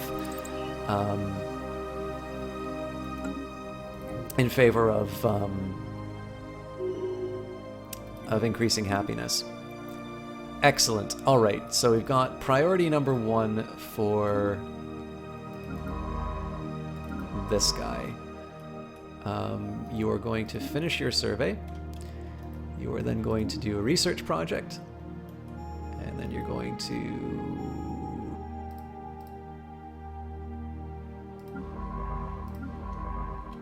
take care of the anomaly. And then you're going to take care of the other anomaly. Oh, crap. Okay, I hope I didn't screw that up. Anomaly found. And this guy is okay to research this on his own. Okay, so he's still surveying, so we'll see what happens there. But anyways, now that I've got a level 5 scientist, I'm going to be able to sort of take advantage of some other stuff that was coming up. Deep scans of Pentarum 7 have revealed large ocean heated by hydrothermal vents beneath the ice mantle covering the surface. Science officer Jargon Den Adgasa dispatched the probes from the ISS Eschenarian that drilled through several miles of thick ice and found the water below teeming with life. We will need more resources to conduct a thorough study of the many unique life forms inhabiting this ocean. Situation log All updated. right, and we've probably got another level 3... Yeah, so I think we'll just, we'll get my expert scientist to work on this stuff. All right. So there's a new, sort of a new election going on. I don't actually want to spend any of the, I don't want to spend anything influencing the System elections. survey complete. And this is just because in the end, I kind of want to use these influence points Situation log updated. to hire more people. All right, Valdrig Den Hulos has been elected as consul of the Oklar citizen state. Consult the situation log for their mandate. And he wants to build orbital research stations. Now this is going to give me a nice influence bonus, so I will actually do this.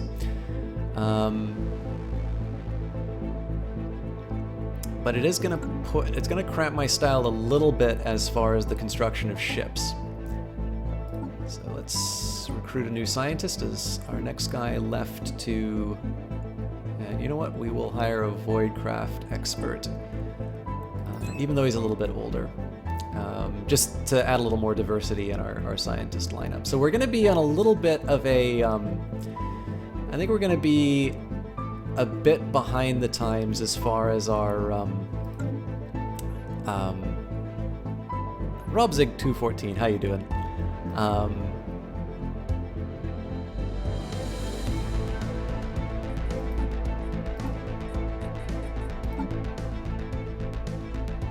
Oh, interesting. And I've got governors who are currently doing nothing, so... we will change that. He's an intellectual, that obviously is what I need. And on Inthem Prime, so he is cheap. He is also cheap but more experienced. This guy's 74, so you know what? I think I can afford to dismiss him. I wasn't really losing anything for having him there, but I think in this case it's just as... Special project complete. After analyzing the satellite recovered above Tatanga 7, our archaeologists have found an ingrained, highly stylized picture of what appears to be a yacht cruiser and a much smaller Jabardini Scout in close formation during the first contact event. This has given us some notion of what their starships looked like. We've gained yet another artifact and another 60 research. So I think we're doing okay on our special projects. I should actually start building more of my fleets. Research complete. Oops, but we got research. Okay, so new coil gun. It's tempting to do destroyers, especially with this new Voidcraft engineer. There's also an argument for the engineering facility. No reason to do the autocannon. We've already been a little weapons crazy. And it's actually the least expensive, so we will slightly adjust our research priorities. So Voidcraft Bro does Voidcrafts. And yeah, we don't have anything else we can really do with that. But yeah, I think what we're going to do here is we're going to build the remaining 3 Corvettes. I still don't... Well, it'll make it a fair fight against the cultists, so we're still going to be hurting a little bit in terms of what we can accomplish on the battlefield. Or, as far as like casualties. But I think we'll be able to sort of make it through the rough patch. Alright, we'll research that. It's going to cost me a lot to clear out that tile, so instead let's build... Okay. We're going to wait the 2 ticks and then we'll build the monument, and I think we'll do the same thing on Glira. I actually now need to start being a little more careful about my populations because I'm getting to the point where someone used a mining laser from orbit approximately 5,000 years ago to carve a large body of writing into the structure of Sargas 3A. The massive script covers a large portion of the moon's upper hemisphere and appears to be a short story chronicling the difficult life of an alien mercenary. Plus 3 social research. I need to be a little more careful now in terms of what's going on these planets because I'm going to have to start clearing out different terrain. This is mostly just I'm at a point now where I'm starting to fill up my planets, which was what the plan was, but I need to be careful in terms of not hitting a cap and then suddenly finding out that I don't have anything for these guys to do. But we should be okay. System survey complete. And then, of course, we can maybe consider Construction complete. colonizing another planet. But I think before we do anything else, we are going to start doing more of the war. So you've got about a 100 point advantage. Oh, Lastus 2 is uninhabited and indeed uninhabitable, but is not unvisited. Its surface is littered with tall cenotaphs carved from some mineral not native to the planet, evidently placed here by some artistically inclined spacefaring race. Monolith's flowing lines deftly chart a history so fantastical it must surely be fictional. Surely. I can image them for the archives, which will gain us 131 engineering research, or we can say they are beautiful, make the digital reproductions of the monoliths widely available in our empire. I don't know what this does, so let's say they are beautiful. A new faction has recently been gaining traction in the internal political landscape of the Oklar citizen state. Led by Consul Valdrig Den Julius, they call themselves the Alien Justice Observatory. These members have been pushing hard for friendly relations with alien species. These guys are going to be trouble.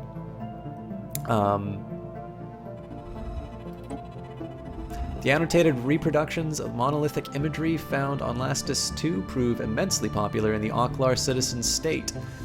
Ooh, many citizens state that the fantastical annals have completely changed how they feel about aliens. Now this is going to be tricky for us because we actually want to go to war with these guys. And we're almost at a state where we can do that.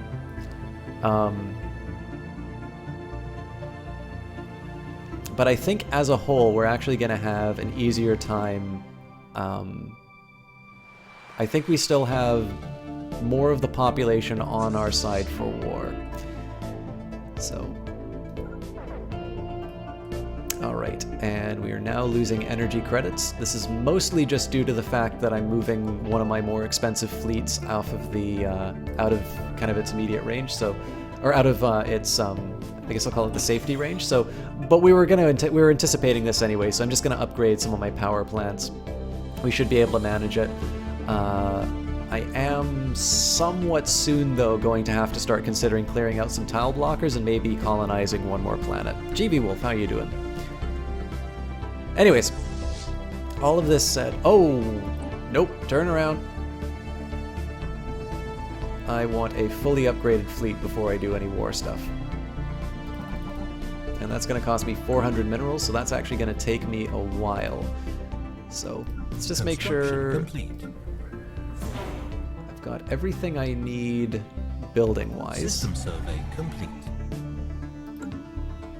Yeah, and we'll actually be turning a profit, so. While conducting surface scans on Panterum 2A, science officer Raldum den Iridar and the crew of the SSS Pakarion discovered what appears to be an artificially carved slab of rock covered in alien writing. They've not detected any other signs of alien activity on the moon, and exactly how this mural came to be here is a mystery. We have prepared a special project to translate the text.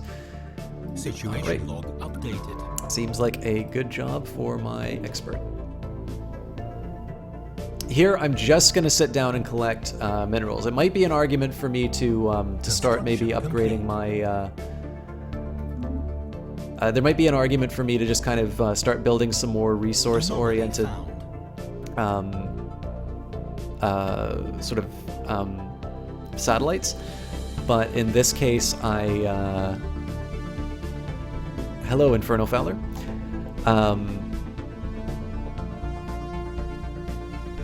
Oh, and you know what? Special project Straight afterwards, he can research this. Science officer Raldum den Iridar has managed to partially translate the alien mural discovered on Panterum 2A. It is a memorial for an extinct alien race that once maintained a small interstellar empire in this region of the galaxy.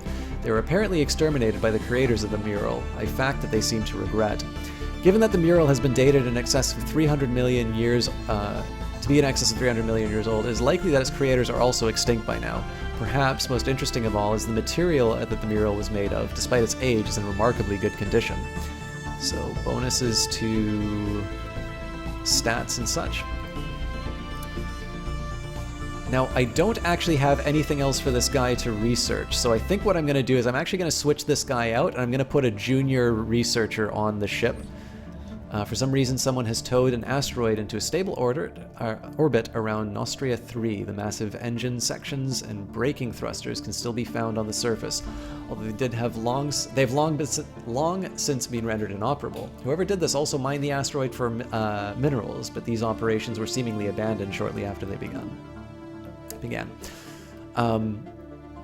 So yeah, what I'm going to do next little bit, I'm going to switch out researchers so I can sort of maximize my technology gain. I'm going to upgrade the first task force. We're going to take out the cult. And then one of the things that I want to do, I should probably colonize a third world and build some more spaceports. Oh, we've got another Unity upgrade we can do. And after that, I think we will consider trying to go to war with these guys. I need to be careful because they might actually have a bigger fleet than me. But the game should actually give me that information too. One thing I also want to do is sit on a big stack of minerals, because what I can do after I declare war and see what their ships are made out of, I should actually be able to, I should get an idea in terms of what their, well actually I guess I don't need, yeah, I do want to see what kind of weapons they have. Because what that will allow me to do is actually customize sort of a best reply to their ships. So if they have high shields, I can like focus more on kinetics, or if they have lots of armor, then I can focus on my lasers. But that's a little bit of a risky strategy. So we'll see what happens at the time. I do kind of want to make sure I can hit them hard when the time comes. So the blazing files of Nostia 1 might be throwing our sensors off, but we are picking up readings that are out of the ordinary, and we will research it. Hello, Jess. How are you doing? I'm sure you folks know her as a streamer, but if you don't, Jess is a mod and was doing Beyond Good of Evil most recently on her cast. Oh, we said we were going to do a new technology. So in this case, we'll be increasing leaders' skill levels, and this is just so that we can max out the discovery. Thank you very much for that, host Jess. All things being what they are, I'm okay. Thanks for asking.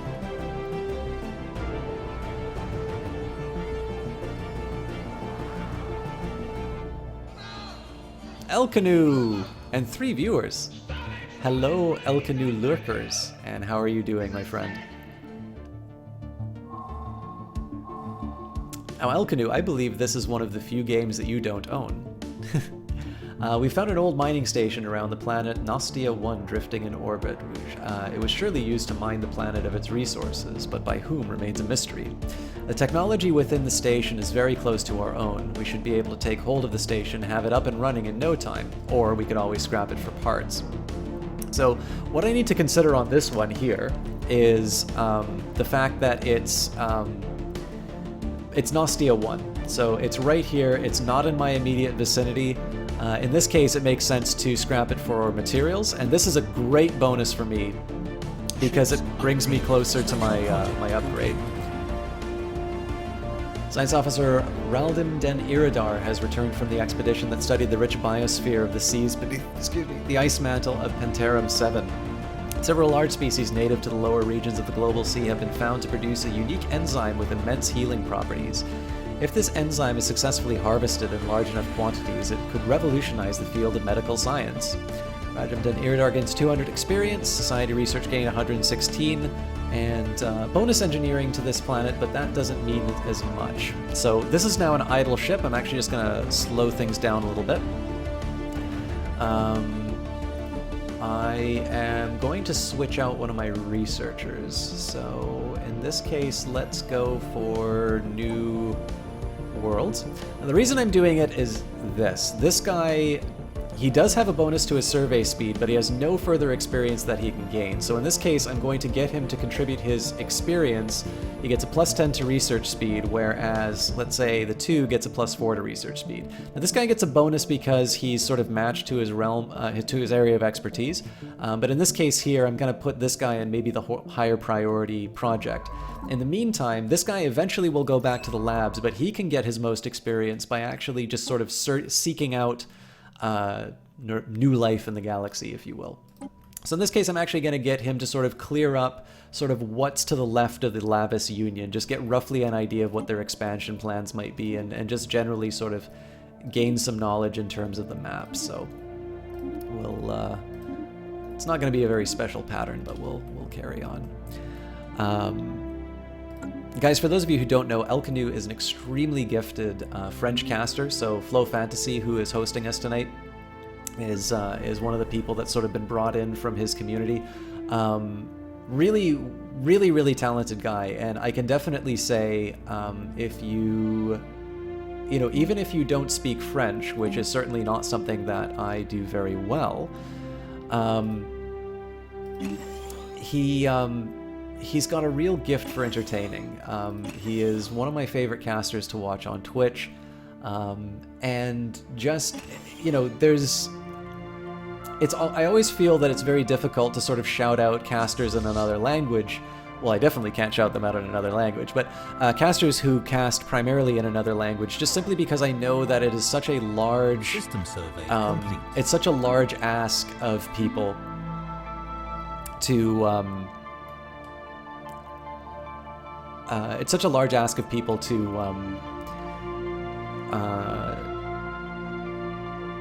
you know, to sort of just say, it's like, okay, I know you guys, you know, you may need some convincing, but no, it's a lot of fun. You guys really should check them out. I will say though, do yourself the favor, do check out Elcanoe's channel. You will see that he is a master of nonverbal communication. He's incredibly funny to watch. You will get a great idea of sort of what's going on in the game, whether or not it's something that's worth playing.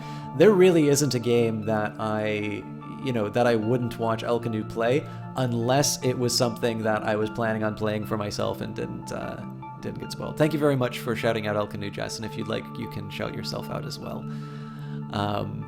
No problem, Kate. it's mostly just been me kind of taking care of sort of housekeeping and things like that. I'm now at a point where I feel somewhat confident at being able to take on my neighbors. So they do consider me friends, which I should feel mildly bad about.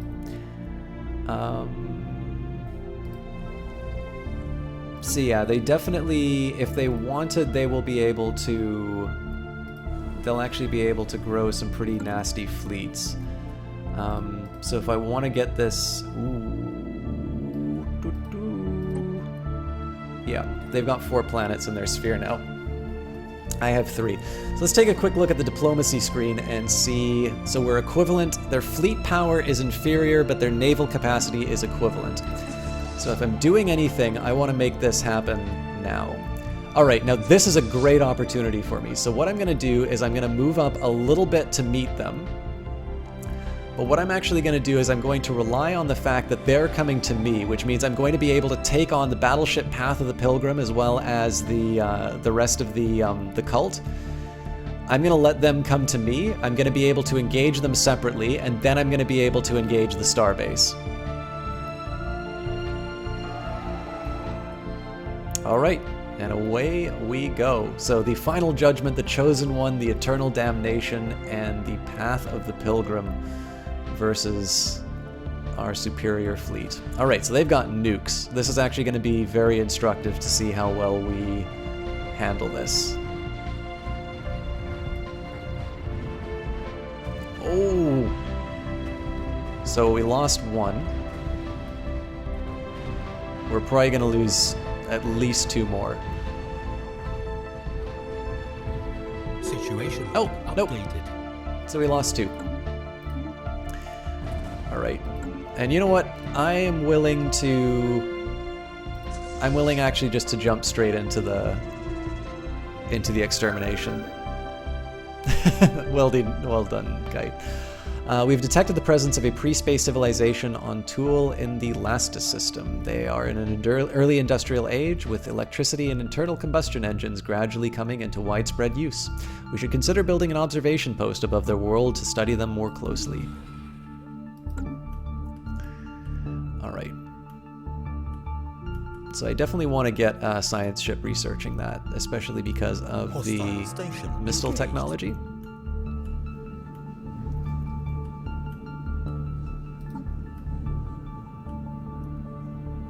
It's not clear what this thing is packing.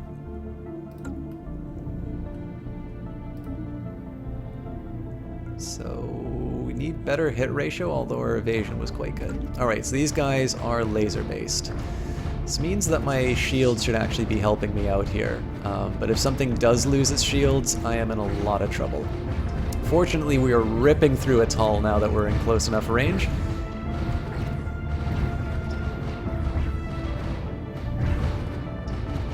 System survey complete. The alien shipyard that was used by the Church of Light in their crusade against us has been destroyed. Some of the cultists were captured when their escape pods were picked up by our forces, including their chief engineer. His knowledge of the shipyard's advanced technology has proved quite valuable. Unfortunately, we've also learned that the cult's charismatic leader departed the shipyard several weeks ago in her new flagship, a more powerful variant of the alien ships they produced. Military intelligence is working on pinpointing the location of this vessel. So we gain 131 research for our trouble. We will go heal the fleet as well as start considering building some new ships.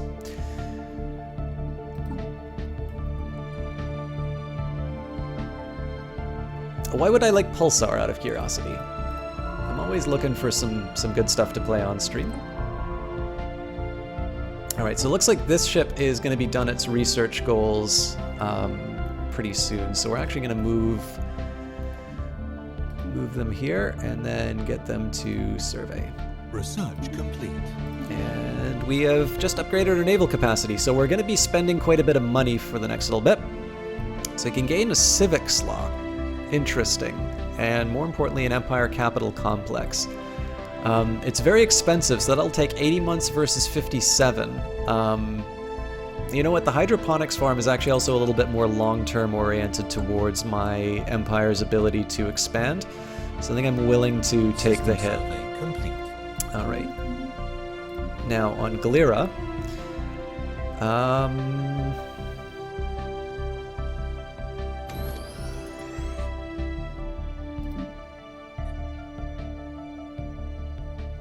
you know what? We're gonna just keep building Corvettes.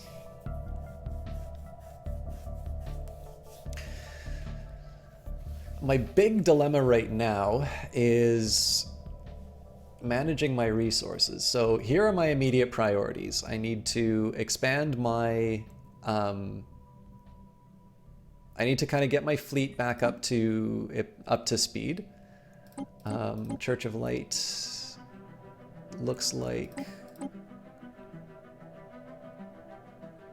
All right, so we don't have an indicator in terms of where the cultist ship is yet. So what I need to be considering now is the oncoming war with the Lavis Union. So what I think my goal here should be... Complete. All right, so completed repairs. Let's recover... we're already in orbit.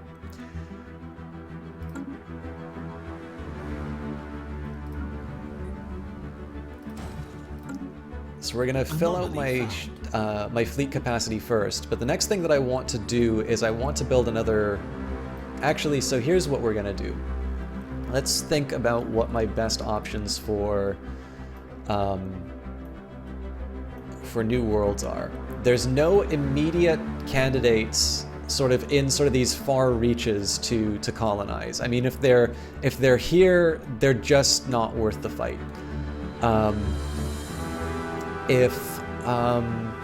Yeah, so I mean, any planets that I'm going to want are going to be in Lav territory, so I kind of want to vassalize these guys if I can. So my decision really comes down between Sabik and Walfrid. Situation log updated. Deep space reconnaissance probes picked up a faint subspace emissions in the star system consistent with the drive signatures of the alien ships used by the Church of Light. The cult's missing flagship is the most probable source. We should send forces to search the system as soon as possible. That ship and its charismatic master are too dangerous to leave at large. Ready the fleet. Let's see where they went. Construction complete. Alright, so they're to the north. Definitely another reason for me to be upgrading my fleets.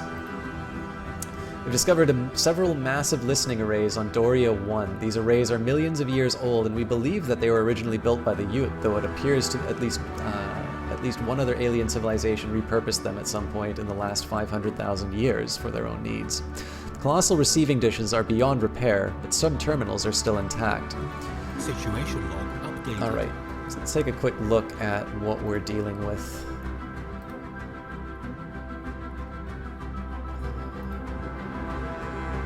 So the listening arrays requires a level 5 scientist. I'm actually willing to say, screw this. I'm going to reassign the level 5 scientist very quickly.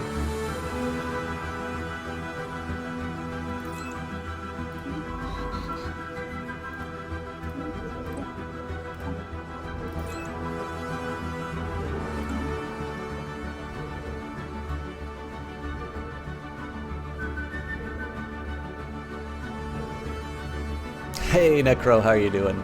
Welcome everyone, by the way. Definitely a much healthier trend. So one of the things I said earlier on in the cast was now that I was very grateful for the attendance at last stream, but I know part of that's just driven by the fact that I was given an early copy of the game. But I really do appreciate the number of people who are showing up after that. It hasn't been the most exciting playthrough. A lot of this has been more focused on kind of, pushing forward our advantage. Holy crap, there are 5 ships now, so I think I may not be able to afford... to wait. I mean, taking the time to build up... damn it. Alright.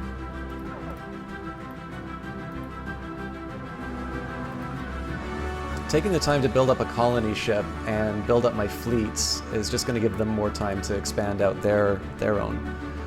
You've got to go teaching your first CPR class tomorrow. Definitely best of luck to you, Lieutenant Dan. 222. That's a wonderful thing that you're doing. I hope it goes well. Analyzed. Construction complete.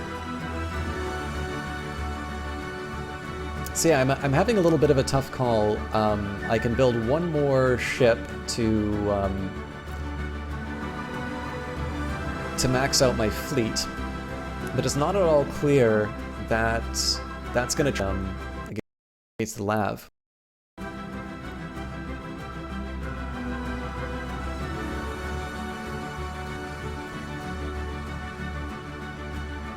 Some of you guys might be interested. I don't believe Jess knows CPR, but she did actually have a background in studying medicine. But since found something that I think she liked a little bit more and suited herself. Pethrem, how are you doing? Thank you very much for that host earlier. What were you playing before you hosted me? I think I saw gaming talk shows, but I don't know if you were doing anything before that. Construction complete.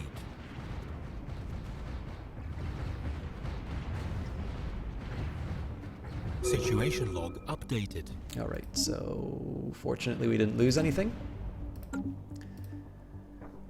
We definitely have an energy problem.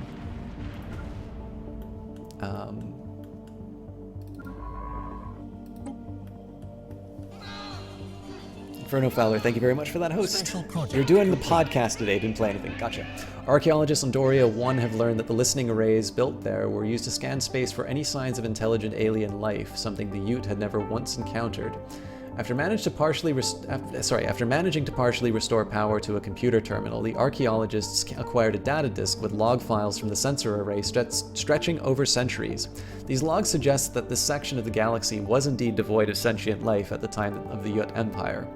An interesting find, we gain yet another Ute artifact, and we have 60 engineering points for our trouble. Alright, so we are going to reassign the scientist. And we'll put our expert back onto researching weapons of war, and we'll get him back on track. So yeah, so the dilemma that I have, so basically the first problem I ran into was whether or not I can actually successfully take on successfully take on sort of spaceports. Well, now I can. I can't necessarily take on the fleet that will be surrounding that spaceport, but that's a separate problem. In fact, it might even be the argument that I need to sort of say we're going to hold off on building any more, on starting this war right away, and we might want to build at least one more colony. I don't think we're going to be able to beat the Lavs at their expansion game, but if we can put our priorities into building up a stronger fleet and taking them out that way, the one advantage that I have is I have one of each weapon type, so I can actually build a fleet that is specifically designed to sort of take them out. The other thing that I can do is I can take advantage of this waiting period and sort of pursue the cult leader. You were CPR certified, but you're expired now. Fair enough. I know I was supposed to do a CPR sort of event, but, or not event, but I was supposed to do a, how do I put this?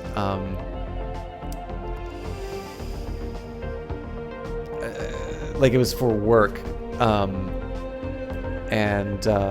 I don't think, like, something caused it to not work out, so.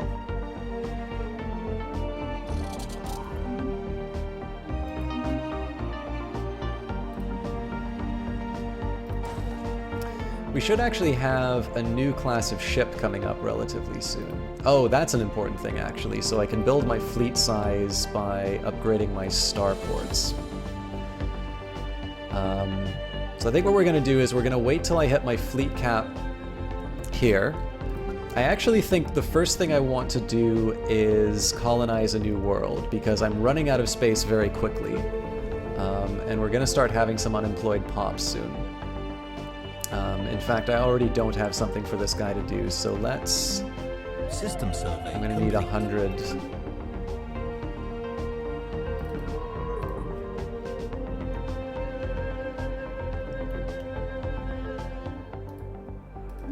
Yeah, so I think I'm gonna hold off on. I'll take the Construction 100. complete.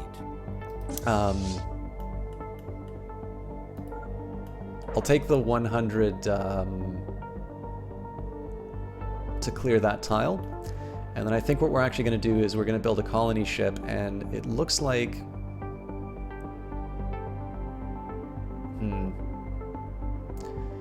so Walford is probably the better of the two because of its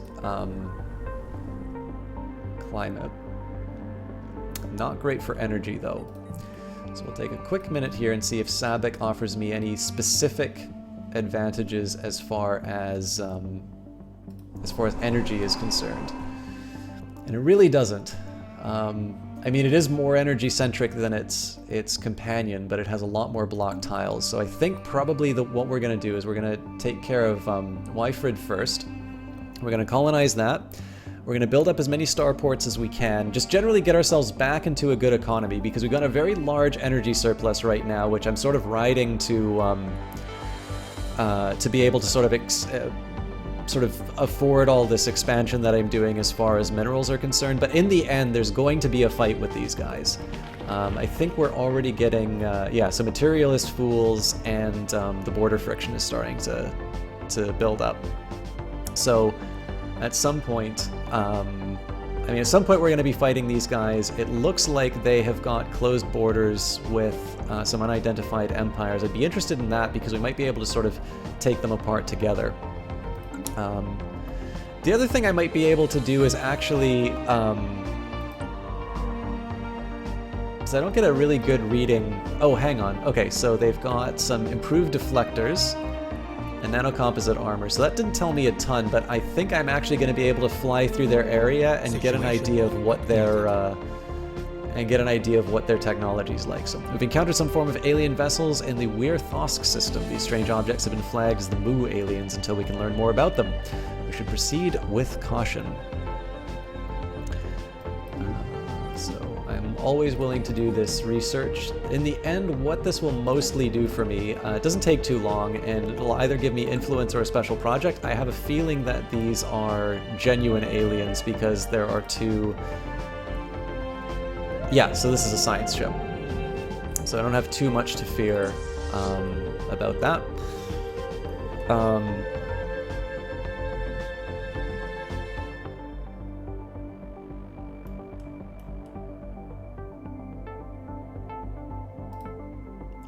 Well, I think Jess will be able to answer for herself, but the one thing is, just because you study psychology doesn't mean that you're... Oh, the cultist flagship. So you found us at last, no matter. My disciples are more than willing to give their lives for the future of the Oklar species. I am that future, in case you didn't realize. When we have dealt with your pitiful forces, my holy flagship shall carry me to Glera, where we'll at last cleanse our homeworld of unbelievers. This ends here. Bring it, bitch. And we're gonna do this in slow motion so this can look all dramatic.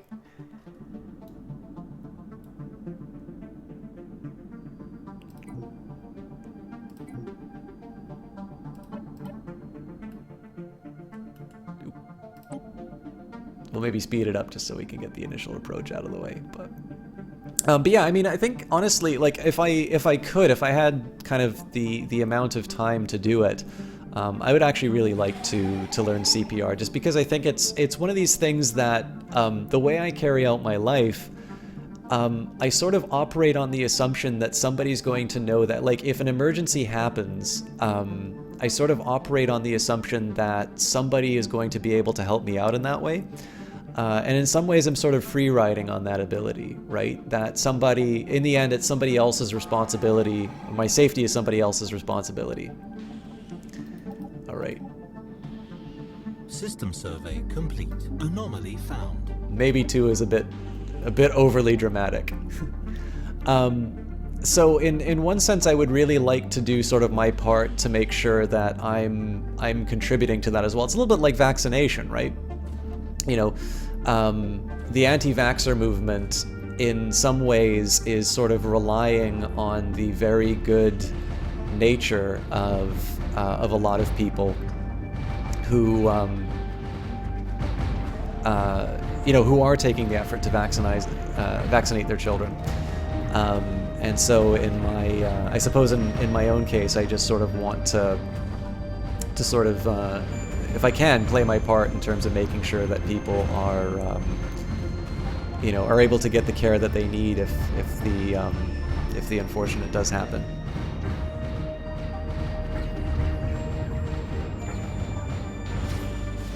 Our forces have managed to disable the flagship of the Church of Light. Its weapons and engines are no longer functional, but life support systems remain stable. We should prepare for a boarding action. Due to the large number of armed cultists within the ship, a significant number of troops will be necessary to secure it. That ship will be ours. Excellent. Okay. Situation log updated. I've never done this before, so...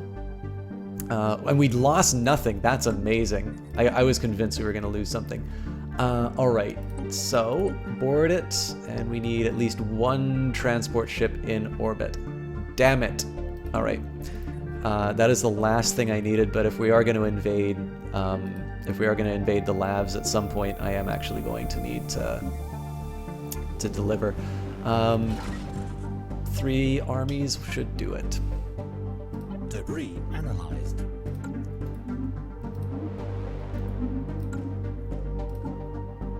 Alright, I've got an idle science ship right now. Special project complete.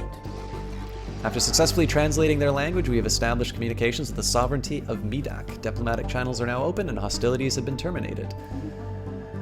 Alright, so they are fanatic authoritarians and materialists. We are the sovereignty of Medak, minions of the wise Primarch Teradak. Our aim is to improve ourselves through use of technology, and whether you agree with these goals or not, we trust you will remain amicable neighbors. The way life forward in our hands, Krazolsi. So this gives me an opportunity to... Oh, the unnatural mountain formed that was found on Doria 8 turned out to be quite natural after all. Science officer Yoram Den Badir feels that it would be an unfortunate waste of resources for the ISS Pakarion to remain here even a second longer. Unfortunate. Alright, so we're going to get one to research these projects. And this gentleman... I'm actually going to get him to continue sort of on this research path.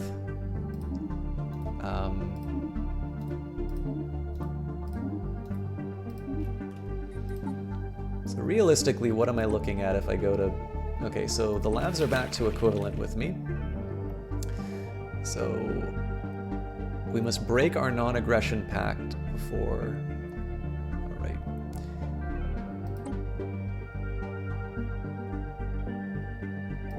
Alright, so I'm willing to...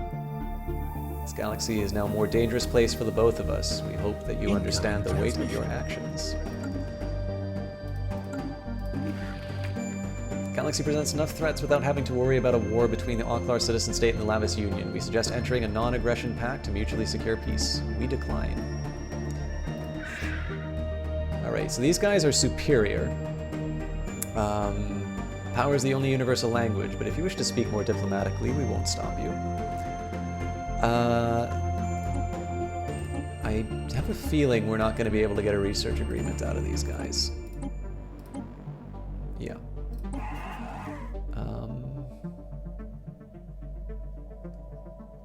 Guaranteeing independence, I believe, yeah, will cost me 1 influence, so that's not worth it. So we're going to hold off. That would be wonderful if I could get them on my side for this fight, but... Alright, so it looks like I'm stuck researching these resources. In this case, we can get kinetic weapon damage, energy weapon damage, or explosive weapon damage. Interesting. So let's take a quick look here and see what my ship designer currently has. So we are all lasers at the moment.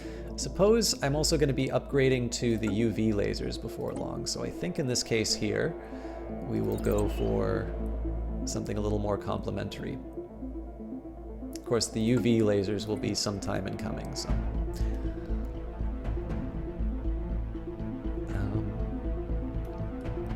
Yeah, so I think my most immediate concern after I repair the ships, I am going to need to build another colony ship. This is going to be devastating for my energy needs, but we should be able to kind of get through it in the end. But I believe I said I needed to clear a tile.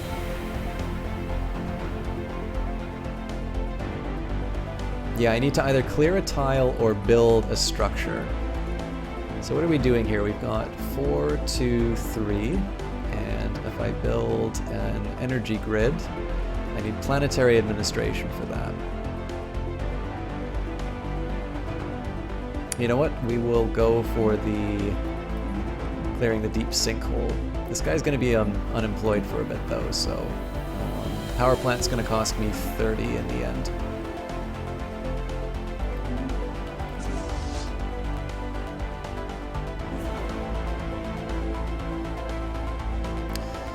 How is the first task force? Looks like it's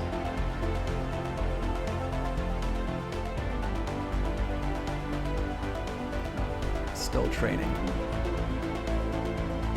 Yeah, so we'll wait a little while on that. I definitely need a bigger army for the war, but the biggest thing is that if I can knock out the other sort of the other fleets, then I have all the time that I need for the armies. All right. Well, that was a little bit faster than I was planning. So you can assign this guy where I want him. I'm going to need to keep in mind that I'm going to need at least 100 more. Well, you know what? Let's just get the power needs out of the way.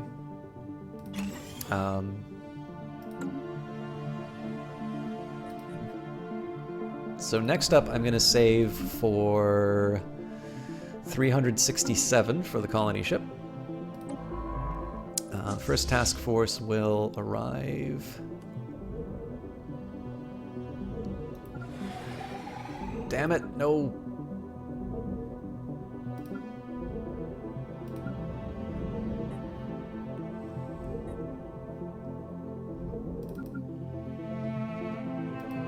There we go.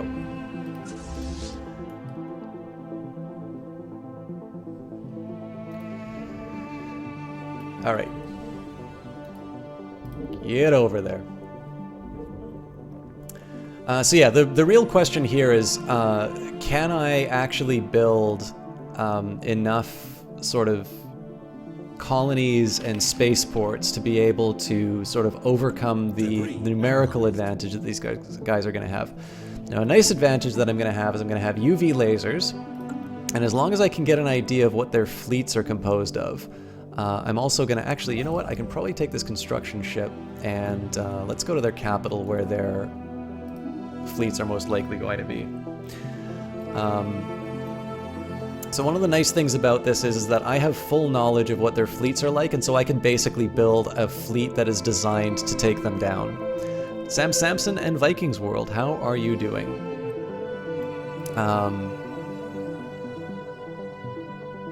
How am I shooting the nukes down? You could have swore Corvettes don't have point defense slots. Necro, I don't know a lot about the game, so I do know that in my fleet there was one frigate. There was something that I got from an event. So it has large disruptor, X-ray lasers.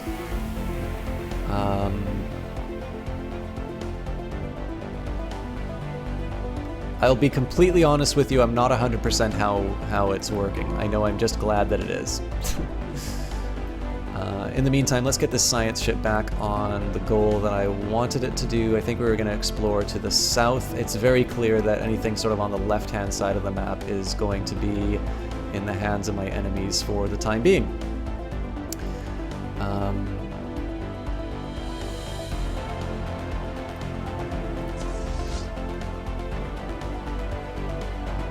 Of course, one nice thing is we have finally cleared out this this story mission. This actually, I think this might be the first time I've completely finished a storyline.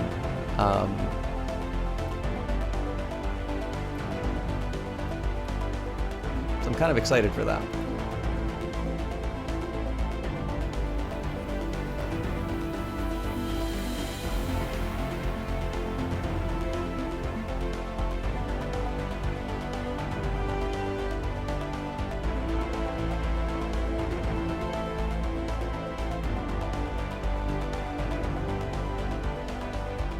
What I might do with this construction ship is just do a quick tour of the enemy homeworlds.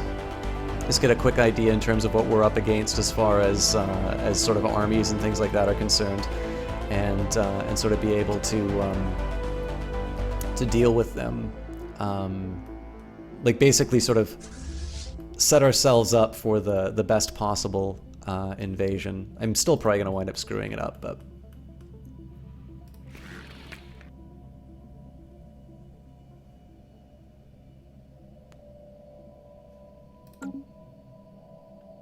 Alright. So on this planet... Navis Primus. So 1, 2, 3, 4, 5. That System is a survey pretty complete. anemic fleet, to be completely honest. So basically, as long as I can get 1.8k, I'm gonna have a fairly good time of it. Now, as far as this fleet is concerned, okay, so primarily lasers. So in this case, I want to build up my deflective capabilities. As far as they're concerned, they are majority shields.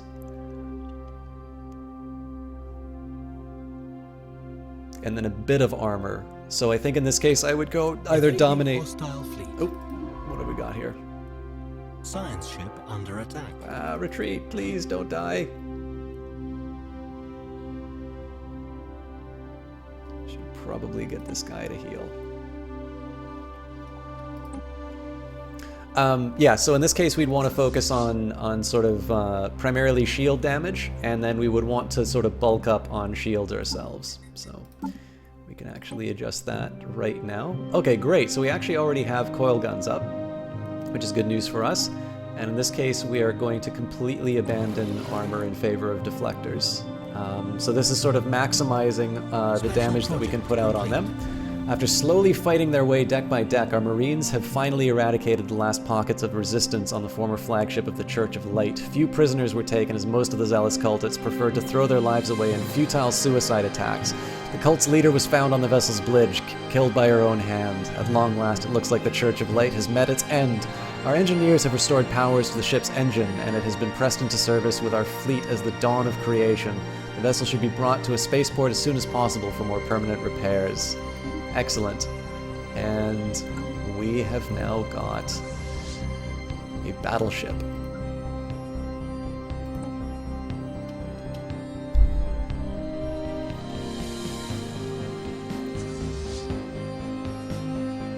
Alright. Let's get our armies back on Glera. Let's take the task force and we will repair them. You can make whatever you want, Vikings World. I believe there is a player who has made Space NATO. Now, in the meantime, we're just going to continue our tour. So it looks like their primary fleet... so they've got destroyers and corvettes.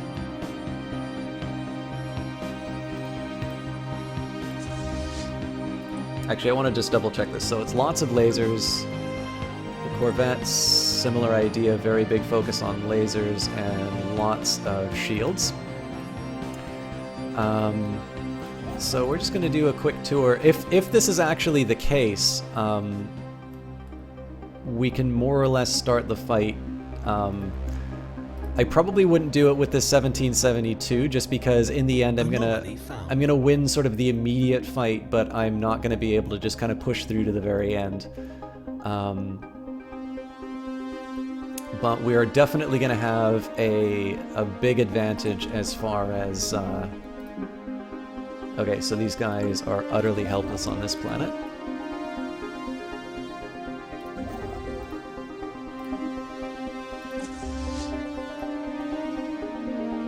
Ships upgraded. Alright, these guys... I think we need to...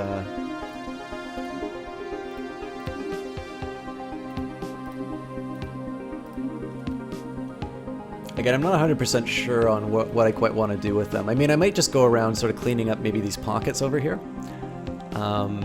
Yeah, the side story, I mean, so Blanks for Days, I haven't been focusing a lot on sort of what I'll call my RP interests in this game. I definitely have, so every action that I take in the game, I have a little bit of a story in mind for the civilization, but I haven't really been, emphasizing it too much in this playthrough. But what definitely, there's a lot going on, and I think, I can't remember if you were here when I mentioned it, Blankets for Days, but actually they got Alexis Kennedy, who wrote for Sunless Sea. He actually had a DLC, which was, the DLC wasn't named after him, but the patch was called the Kennedy Update. And I've not encountered it yet, but it's supposed to be a really interesting little sci-fi story. So the thing that I love about this game is that, like I said, it's a great canvas for telling these space stories. And I mean, there's tons of mods. So like, there's a Star Trek mod, there's a Warhammer 40k mod, there's a Mass Effect mod. They've given you everything that you could want to turn this game into whatever you want on your own. But even the base game, I mean, I just think they really sort of, they dug deep, they thought about what made great science fiction work. And they sort of, instead of sort of just ramming down a whole bunch of stories down your throat, they sort of gave you, they let you opt in, and I just think the material is so compelling that, you know, you're kind of dumb if you don't want to experience it, so. Yeah, Necro's really got it. I mean, they give you an opportunity to write in like a biography for your race and things like that, so. A small short-range transmitter has been located on the surface of Zif-1. It appears to be an ancient survey marker, placed here eons ago to mark a large deposit of precious metals. The miners it was meant for evidently never arrived, and the deposit is still here. So, again, nothing too special for me just because I'm not able to actually access it. We're getting close to being able to build my new colony ship. Again, we'll also have some spaceport upgrades and such, so I'm going to have a fairly healthy navy to take the Lavon with, as long as they don't feel too threatened. I mean, the challenge, of course, is that there might be a fight that already starts with the sovereignty of the Medak. Actually, while I'm at this, I want to take a quick look. Hopefully this doesn't do anything to... we can't actually go to war until 2246 build everything up. But,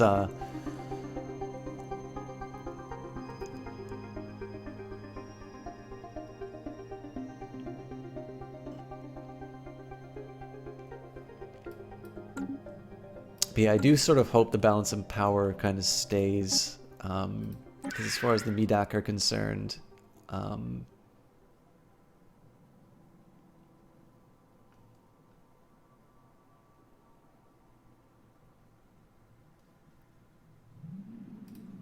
they're going to be tough. Anyways, the easiest answer for me, fleet-wise, is just to sort of get my capacity up. I need to get my economy straightened out, and from there we'll be able to sort of consider the next few steps. But had me at Mass Effect mod, you wish your computer could handle it. I don't think it's too bad. Let me just take a quick look. I can...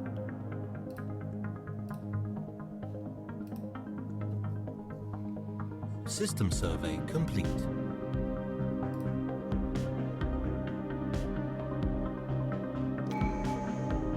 Excellent, so we've got another Unity upgrade. I'm just going to pause it very quickly while I do a search.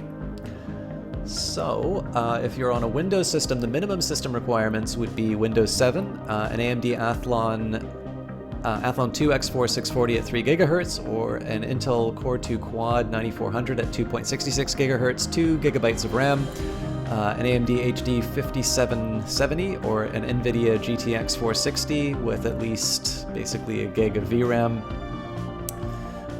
and DirectX 9, 4 GB of disk space. The recommended system requirements would be a AMD Phenom 2 4X 850 at 3.3 GHz, or an Intel i3 2100 at 3.1 GHz, 4 GB of RAM, GTX 560 Ti, or an AMD HD 6850, again DirectX 9 and 4 GB of space. So, I mean, it's, I think, more than what some of the past Paradox games have been, but not, I don't think that's a completely insurmountable system requirement. You don't like any of the existing IP Yeah, I mean, so I actually not, I know the Paradox stuff is really, like, they really do encourage modding. But I am very much a vanilla game kind of player. Like, the only mods I have for Crusader Kings 2 are just to let me see a little bit more of the terrain. But I will admit I've been compelled to consider making a Crusader Kings 2 mod myself, and I sort of have the hope. I mean, the one thing that encourages me the most about Stellaris, it does seem when it first came out was really popular on Twitch, and then it died off a little bit, and now that Utopia is out, it seems like there's a lot of streams that are putting it on, and so it seems like there's at least enough of a core of people who really like the game, and obviously it's got its fluctuations based on new content being released, but I sort of think that there's enough to sort of let them, I think there's enough to kind of keep the mods or the mod makers and enough players to feel like their efforts are worth it, and I kind of hope that some of these will eventually turn into something interesting. But I think with any mod, right, like it's not enough to just put some fancy skins on that sort of match, a property that you really enjoy. I think ones, like think about the Game of Thrones mod, right? It doesn't necessarily have too much to do with the TV show, which is all that I really know about the Song of Ice and Fire, but it has a whole series of mechanics which are a little bit more about just that world, and I think those are really where the best kinds of mods come from. We've had a mix of results with Paradox games. CK2 handles really well, but you can't handle Hearts of Iron at all. Oh, Hearts of Iron 4, really interesting. You really enjoyed the CK2 Game of Thrones mod? I haven't actually played a ton of it, but like I said, I'm a big vanilla player just because there's so much in these games for me to play without any of the extra stuff. So I really should get into modding though, because like it's one of the things I really like about Alex the Rambler's streams is he's so good at just showing off all of the content that you can get. And I mean he's like a little bit of a mod curator for me. So anyways. So last thing, faith in science. The public has come to regard science as something that almost akin to religion. Their faith in it is absolute. There is no question this universe is so big that it cannot be answered by science. This research increases planet happiness by 10%, but more importantly, by completing the discovery tree, our research speed increases by 10% and we unlock an ascension perk. So, we don't have all of the options.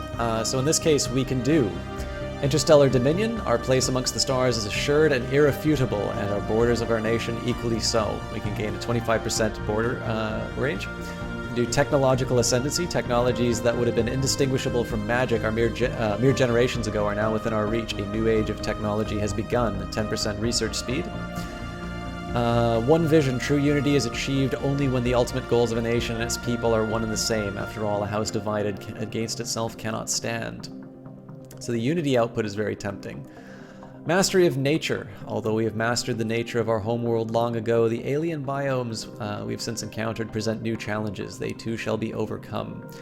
So it looks like we basically automatically clear blockers, which is really tempting ability, but when I think about the maximum number of planets I can have right now, I'm not sure this is the most important thing I can do.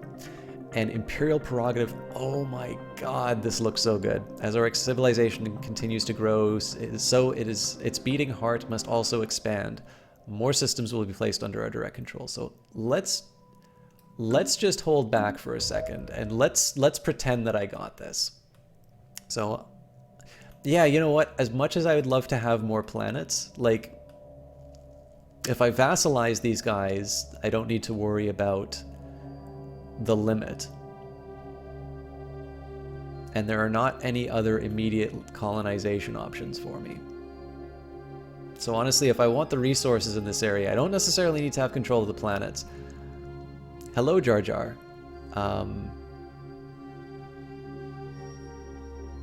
So that is a mighty tempting ascension perk.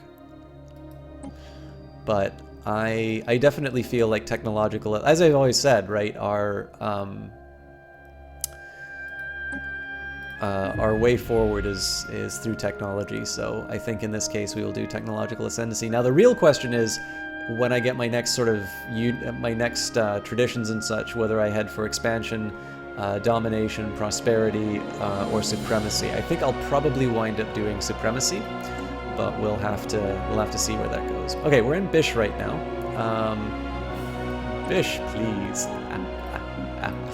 All right. So it looks like they're fairly weak overall. So we will continue on to Seferiban. We will take a look at their outpost over here. I don't think there's going to be a lot because of the I haven't done a lot of surveys in the area, but it's worth at least taking a quick peek. Here we will build a colony ship, and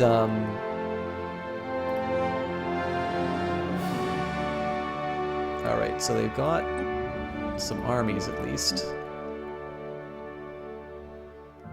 Okay, so we'll say that they've got 6 armies on Paradise. Looks like they've only got about 700 as far as their,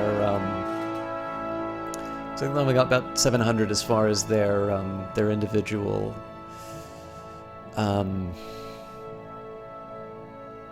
fleet power is concerned. So we should actually be able to brush them aside relatively easily.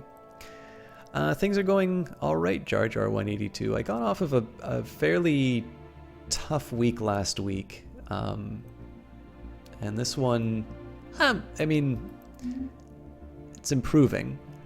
But I'm really happy to be playing Stellaris, and I'm actually glad that I'm coming to it from a position of a little bit more. I love these planet names, Irminsul. Okay, so I'm gonna cautiously say the biggest army I need to deal with is 6, but let's go back to the capital, Lav. So if we can basically, once this thing kicks off, I think once we hit Lav hard and fast, we'll be able to, I think we'll basically be able to put the pin in this. The only thing I'm really hoping against is that the Medak don't decide to get in on the action once I start hitting the Lavis Union. But yeah, Jar Jar, I mean, I think that well, actually to everyone in general, I think one of the things I enjoy the most about this playthrough of Stellaris is that I'm coming to it from a position of a little bit more confidence. It's still, there's actually quite a bit of new material that I need to go through, and that itself has actually been very rewarding. But I think, I don't know, I just think it's been, you know, it's been a little bit more of like, okay, I sort of get, I have a box around what this game is supposed to look like, and now what we're going to do is we're going to start trying to push the boat out a little bit more and see where we can take things. And that's really exciting to me. And it sounds like you've been playing your own game, figured you'd stream someone else, get some hints and tips while playing new player. Yeah, so Jar Jar, I mean, I can't call myself a new player. I was actually given a copy when Stellaris first released, and similarly with Utopia. But my expertise is very much more in terms of Crusader Kings 2.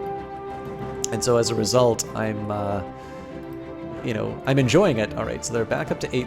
They're at 832, so they're definitely growing out their capacity. I guess I'm not going to be able to spy on what they can do, but 1, 2, 3, 4, 5. Yeah, so 6 armies is what I need to contend with.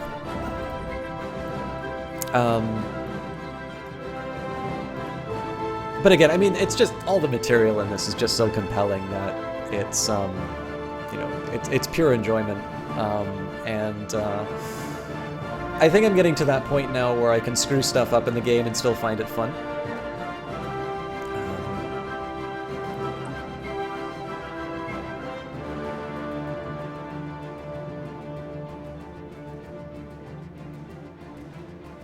Yeah, I'm not quite ready. Excuse me, I'm not quite ready to rival these guys, but we're going to see a pretty big expansion in a fairly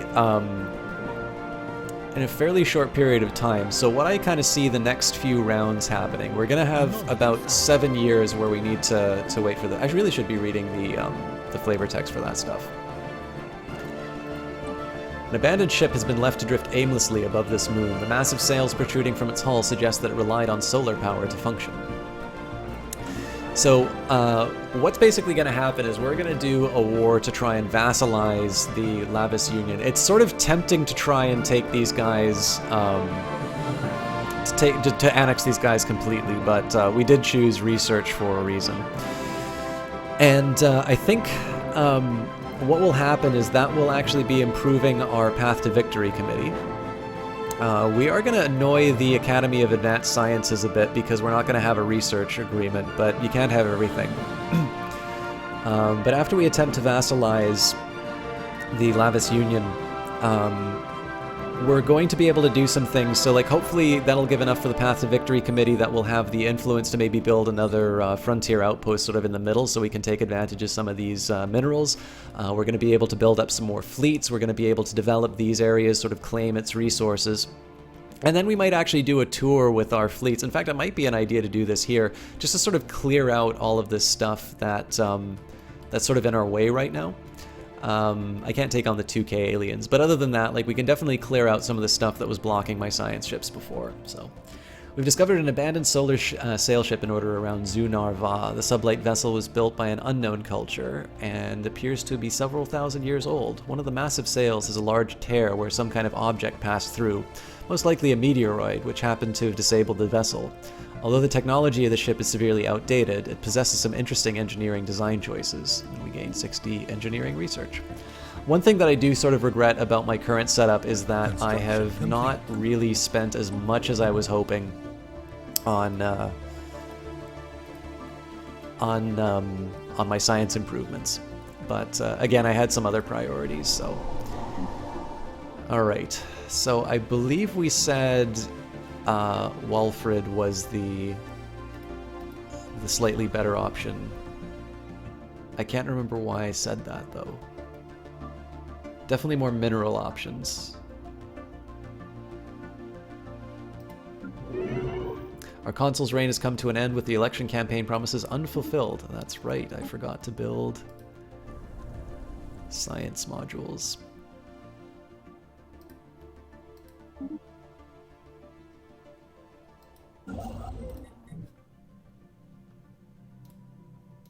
Research complete. So I'm just going to take advantage of building some new particle lands.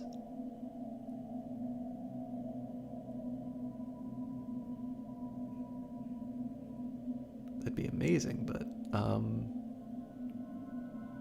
I think basic combat rolls is the one to go for here. That's just a nice little incremental upgrade to all of my ships. So again, I'm not too worried about losing the energy right now. We've got a big reserve, which we got from a lot of events. So what we're going to do here is we're actually going to start kind of getting the ships flying around. We're going to build, first of all, we're going to build all of the upgrades that we can to get us physical resources. We're going to see where we're sitting as far as our energy consumption is concerned. Oh my god. Oh, so it's a consul who died. I don't believe I'll need to replace anybody on planets yet. But I sort of want to get roughly an idea of what we're looking at as far as our planets are concerned. I'm gonna have to clear a tile blocker soon. Let's just get that out of the way now. Situation log updated. Feldrim Den Iridar has been elected as consul of the Oklar citizen state. Consult the situation log for their mandate. So we need to fulfill the orbital research mandate. Should be easy enough to do once I get my act together with my economy. So let's just make sure the planets have what they need. Alright, so I need to recruit a new governor for Entham Prime. So we can have somebody who gains experience, food, or building costs. Well, what are we looking at? Colonization in progress. We are going to be building some stuff here, so at least in the long term. So let's go for the construction guy. He's also the youngest, which is sort of my normal go-to. Alright, so I've got a pretty big deficit with energy. Now, a large part of that is just coming down to the colonization costs, but it's safe to say that as I expand out my my fleet, what are my species' traits? So our governing ethics are militarist and fanatic materialists. We chose, I suppose when you say traits, you weren't concerned about civics, but we went for distinguished admiralty and citizen service.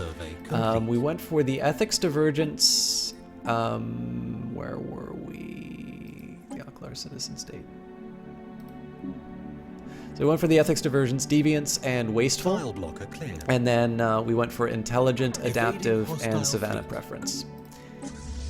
Well, savannah preference was just the, obviously just the, where is our... Research complete. Let's see where this hostile presence comes from. Oh my god, do I really want to try another advanced spaceport? That seems 109 months versus 78 months. I mean, it's tempting, but...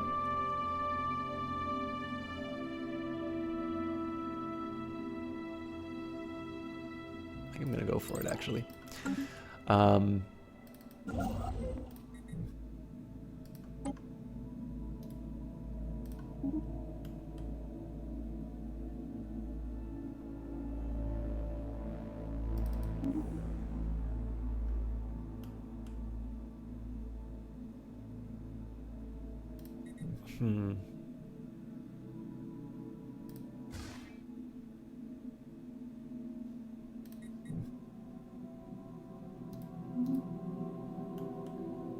Anomaly found.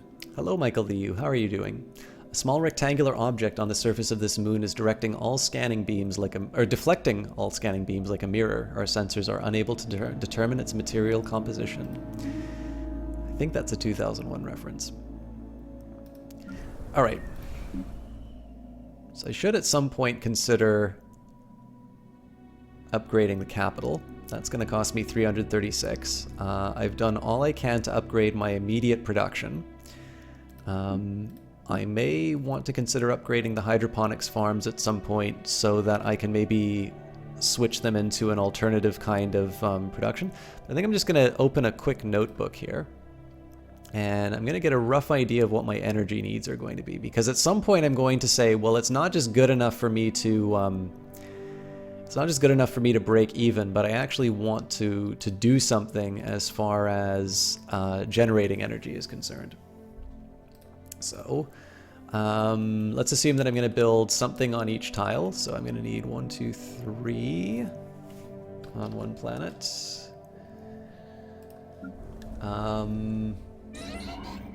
While conducting surface scans on Afris 1A, Science Officer Joram Denbatter and the crew of the ISS Pakarion discovered what appears to be an artificially carved slab of rock covered in alien writing. They have not detected any other signs of alien activity on the moon, and exactly how this mural came to be here is a mystery. We have prepared a special project to translate the text. Situation log updated. All right, looks like we lost another scientist, so we will recruit one. Fortunately, we are starting off on a slightly stronger, at a slightly stronger start. So let me just take a quick look at our research missions right now. So we're doing computing, biology, and voidcraft. I don't need a voidcraft one.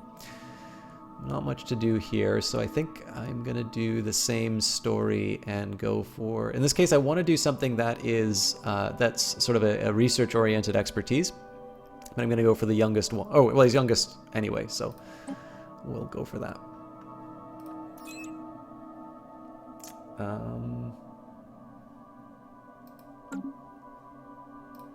Alright, so Intham I'm gonna wind up making 1, 2, 3. Well, this may not actually be...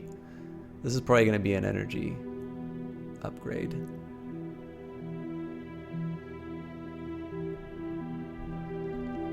Alright, so at the very least I need to account for 5 energy. And build up from there. Should clear this out. Okay, so I think the next few turns are actually going to be entirely about building building out my infrastructure.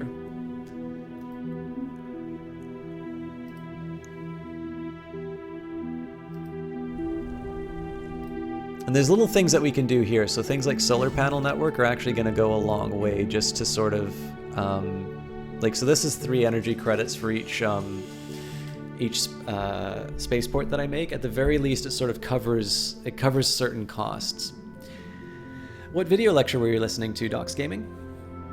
By the way, guys, I will warn you, I'm probably not going to be streaming for too much longer just because of the hour. I do need to be at work. It is a shorter week for me, which is good. I sort of had some gaming I was originally gonna I sort of like in the back of my head had sort of one set of gaming ideas. I don't know quite what I'm gonna do, but maybe I'll just keep the long weekend to myself. I don't know. We'll figure something out. All right, the alien mural. You know what? That is a perfectly reasonable mission to do on its own. Say survey this system, and then we can do the research project. I do.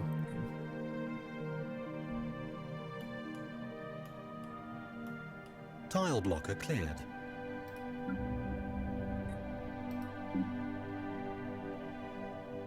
I don't think I'm going to build any of the science upgrades quite yet. I think what I want to do here is I want to start upgrading things like planetary capitals. I want to start getting things to sort of their...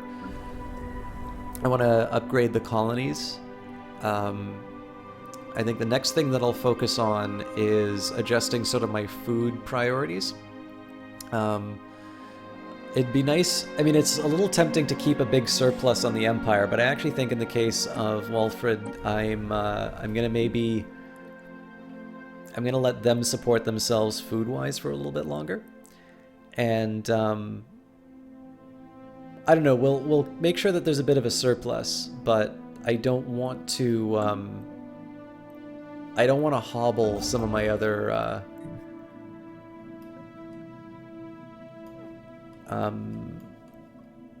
other colonies just because, you know, they... Oh! Trade treating with the Lavis Union has timed out. Okay, so I believe the scientists will not be too happy about that. Let's see if, in the absence of a... yeah, you can go to hell if you want anything more. Well, hang on. Let's see if we can bribe them with... Yeah, you know what? Not interested.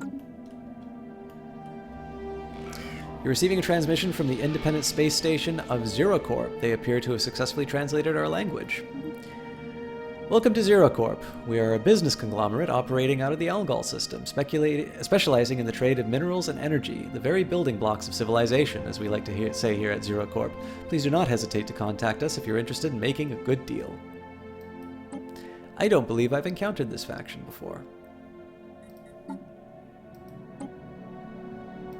I've encountered the Artist Enclave, so if we want minerals, so it's basically 2 to 1.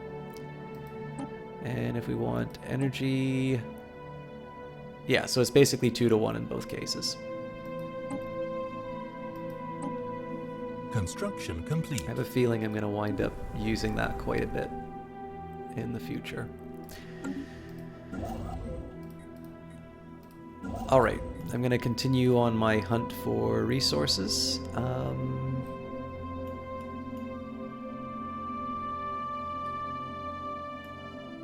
System survey complete.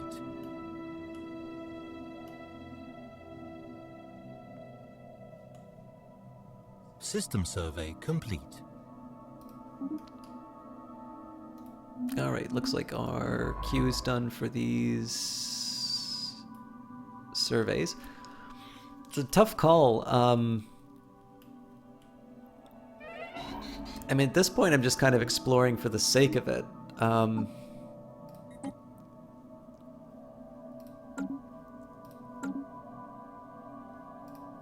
well, this is a bit of a no-brainer.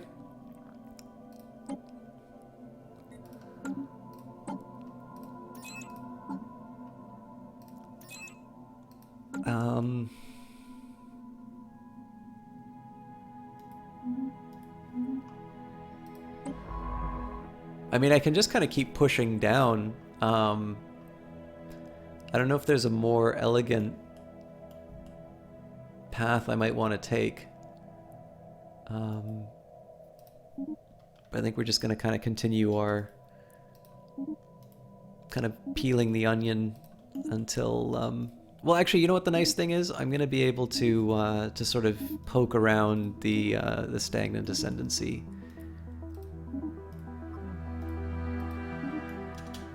See if something something comes up there. At some point, I really do need to start. I mean, clearly being able to get the social research off of this is some of the best. It's some of the best Construction bang for the complete. buck I can get. But I can also defend the stuff inside here, so I'll hold on for Situation now. log We've updated. encountered some form of alien vessels in the Eblix system. These strange objects have been flagged as the is it Kai? Aliens. Until we can learn more about them, we should proceed with caution. No. Kai is CHI. I guess these are the Z aliens? That doesn't seem right, though.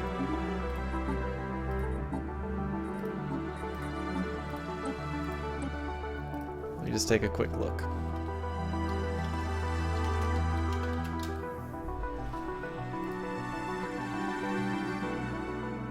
Oh, C. Oh, Jesus Christ, I hate drawing this one.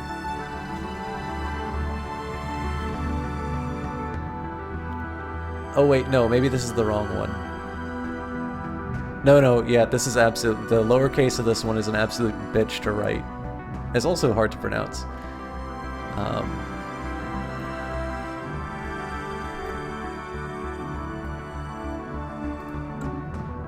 But that's neither here nor there. Sorry, guys. This is the drawback of take. I've encountered more Greek letters in doing econometrics classes than I have taking classical studies. Don't know how that happened, I just know it did. Alright, so assuming the... Yeah, I don't know if that's reasonable to assume that the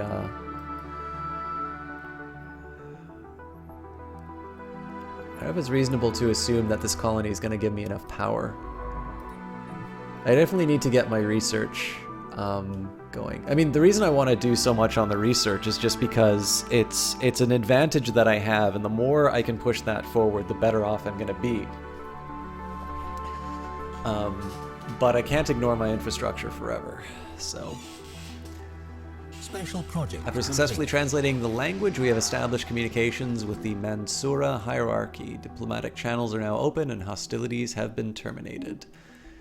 Alright, they are an illuminated autocracy and they are hegemonic imperialists. The good news is that we share materialism in common. So we are the Mandasura hierarchy, minions of the wise Primus Flower of I. Our aim is to improve ourselves through the use of technology, and whether or not you agree with these goals or not, whether you agree with these goals or not, we trust you will remain amicable neighbors. The way forward lies in our hands.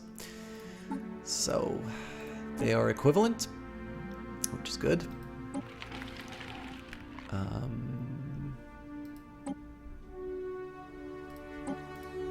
Unsurprisingly, they're not inclined to give me a trade deal. And what are we looking at? They're way, way down south. So fortunately, they haven't locked me out yet. It's tempting to actually just go in and actually explore all of their planets. But I won't do that yet.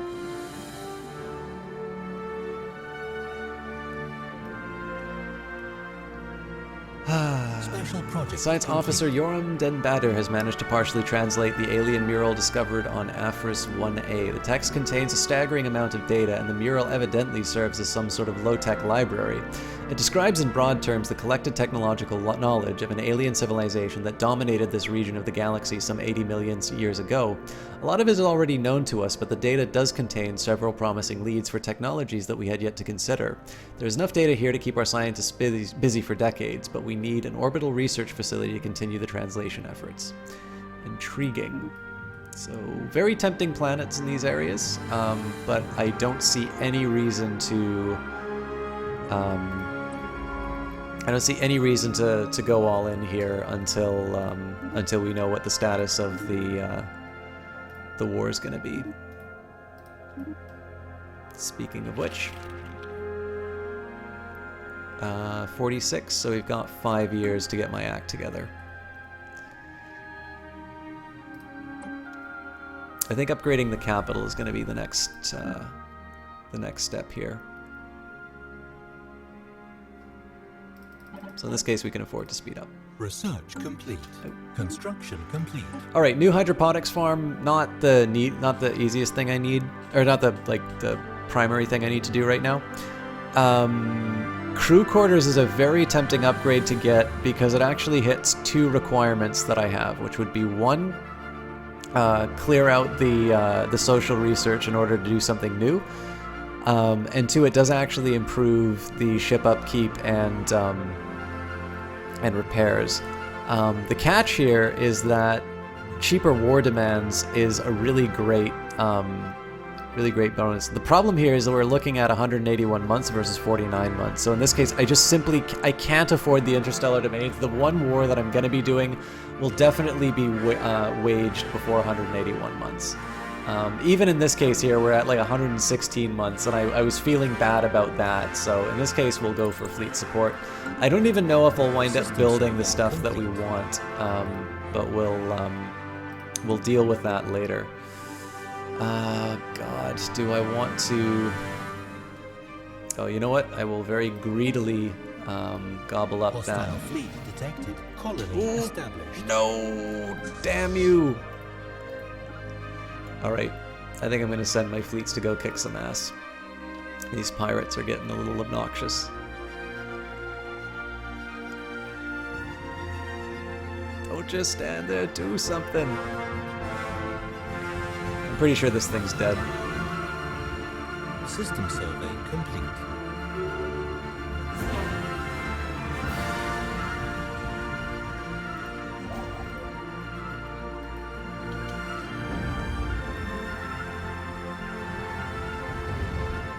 Well, that was smart of you. Situation log updated. Alright, well, you guys came at exactly the time I didn't need you.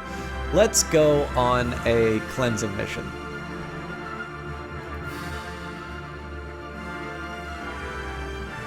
Actually, you know what? Let's just go. Let's go straight for the trouble. Cursory scan of this planet's surface reveals a weak signal pulsing from the darkest of space. Oh, it's wonderful, Star Bright Night. This is actually a new track from the DLC as well.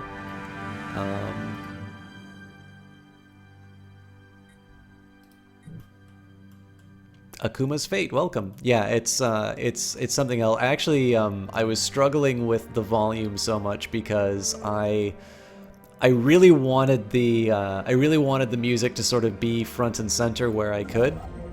But unfortunately, that translated into maybe a little bit more volume than I was intending. So I had to back it out a little bit. But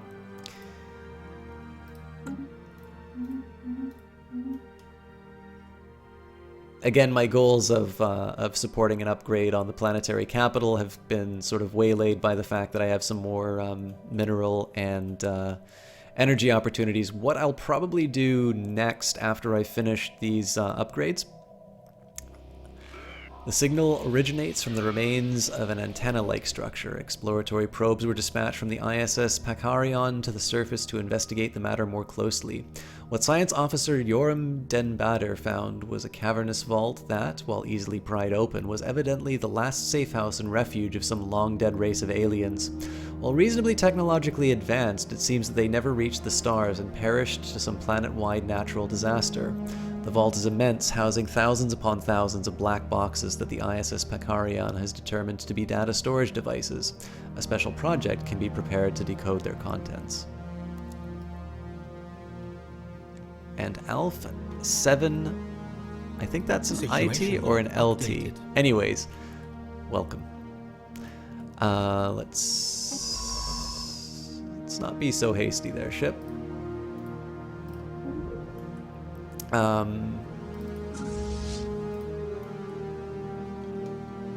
Yeah, so I really do want to get this, I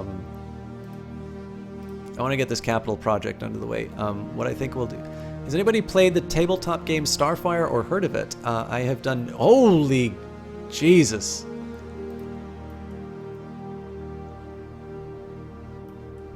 I think we're gonna Benny Hill this.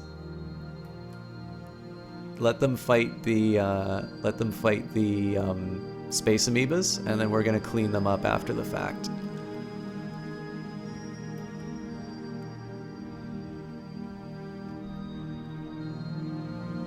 Actually, even I think if we just stay where we are and we flank them. Looks like they're making quick work of them, unfortunately, so.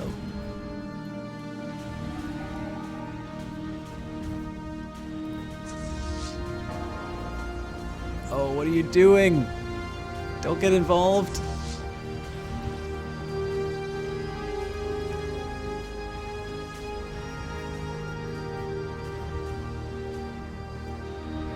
Special project complete.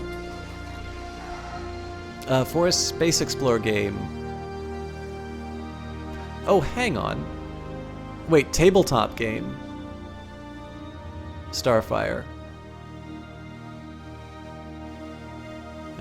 The vault is a tomb of hopeful immortals. Science officer Yoram Denbatter asserts that the huge blocks of ternary code found in the databanks are neural images, digitized brain scans. Doubtlessly, the aliens of Haze 2 considered this to be their only shot at any kind of survival following whatever calamity befell their planet.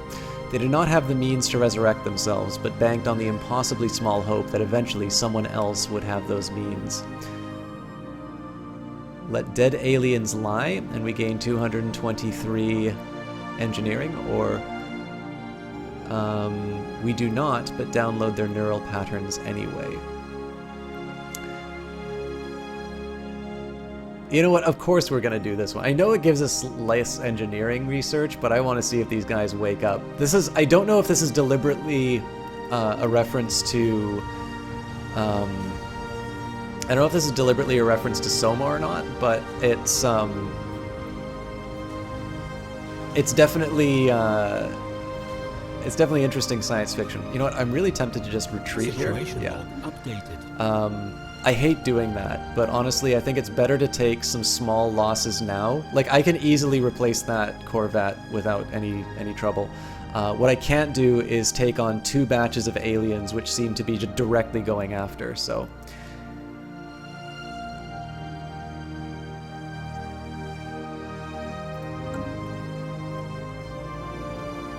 So yeah, that was definitely not my finest hour,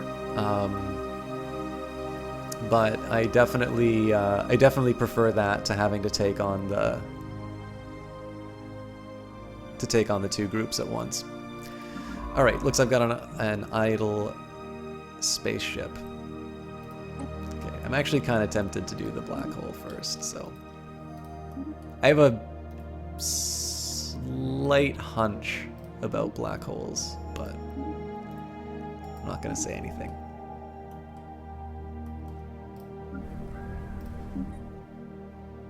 Oh, and I think we're done our...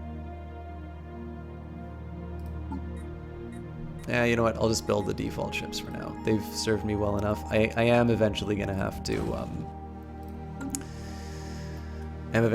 upgrade them. Got Stellaris on the Steam sale. I haven't been able to put it down.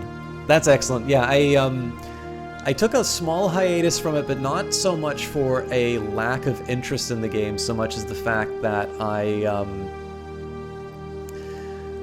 got a copy directly from Paradox, and similarly, I got a copy of Hearts of Iron 4 as well as okay, so we're gonna heal these guys. So it's Hearts of Iron 4, and, oh my goodness. I forgot to do this debris. Alright, well, we'll find out what we're doing. Ah, and I've got food problems now. Okay. Construction complete.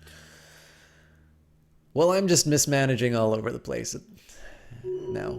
Science officer Yoram Denbatter has leveled up and gained the trait of statecraft. Alright, that'll be helpful when I throw him into the labs.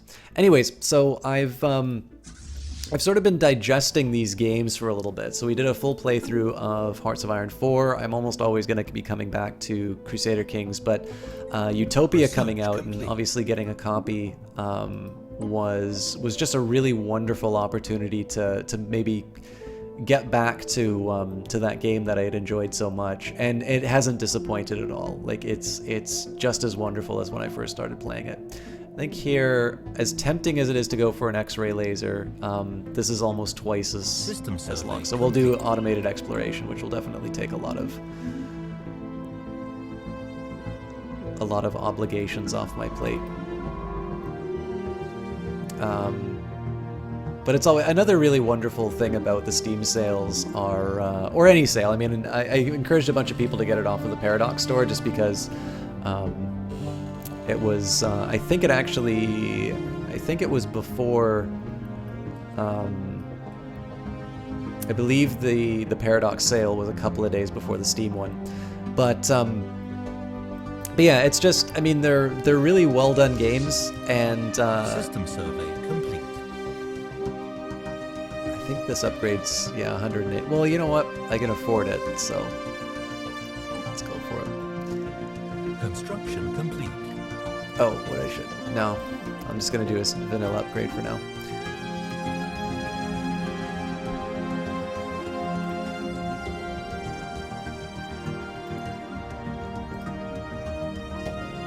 Ships upgraded.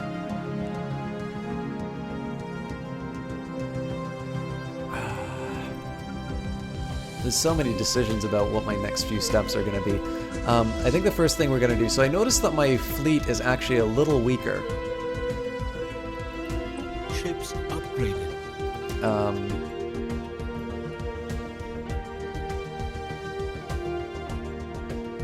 But in either case, we will go back to the pirates. Hopefully this time we will not be as completely dominated.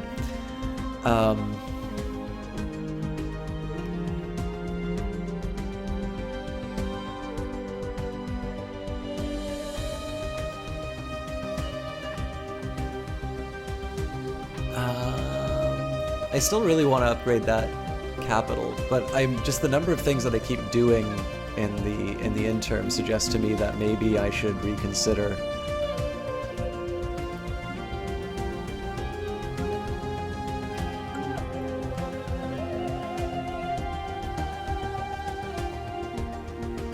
Anyways, I'll give a quick warning. I think I've got some. I think I just need to sit down and do some thinking about where I'm gonna take this game next. I will. I'll just quickly mention it's almost midnight for me, which is usually an hour later than what I want to cast. I know I got a later start tonight though, so I think what I'm gonna do, we will see how this fight turns out, and then I will. Thank you, Jess.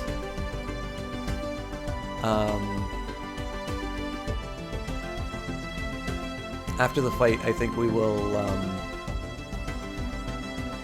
we'll call it a night. I'll meditate on what the next few steps are going to be. It's a purge is fine for that though. It's a first offense purge is fine.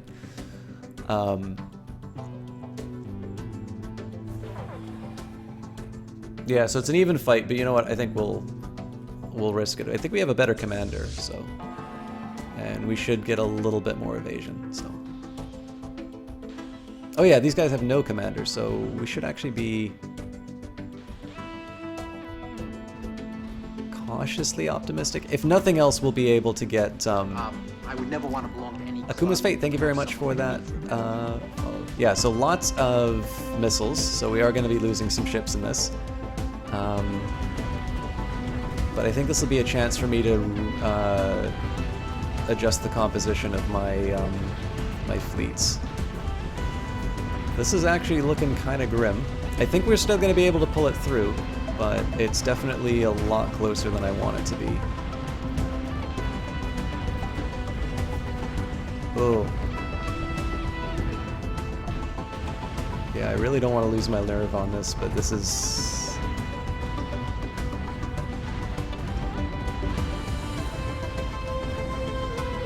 the frigate and the battleship are both in danger. I think if the frigate starts losing any more health, I gotta get out of here.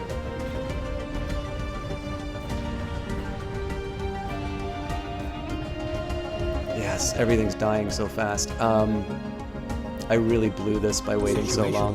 log updated. Bad luck.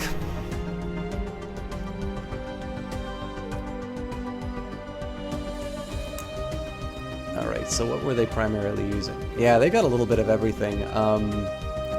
The nukes were the heaviest damage. My aim was alright. My evasion was alright. System survey. And I had an admiral. Let's actually just take a quick look at those numbers, because in one sense that should have been a very even fight. And that was anything but even. So we did only slightly less damage than they did.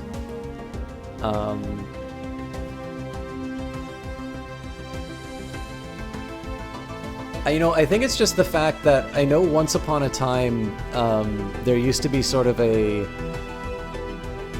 I think there used to be sort of this unofficial rule that you would just like mainline Corvettes, and then there was a nerf to them, so I have a feeling what happened here was that there was just simply a better fleet composition that they had. So if they've got 6 raiders, 6 frigates, and a pirate cruiser, then I suspect I just kind of fell to the weight of what was going on. Also, it looks like they've got point defense. So in this case, my nukes did just about nothing, whereas theirs would have been quite effective, which means that probably my battleship was negated. Alright, so not great, especially because I said that I wanted to put so much money towards,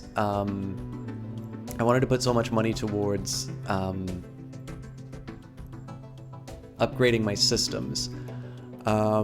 But what we are going to do, it's a bit of a disappointing way to end the cast, but so there's a few things that we're going to do. First, we're going to upgrade our capitals.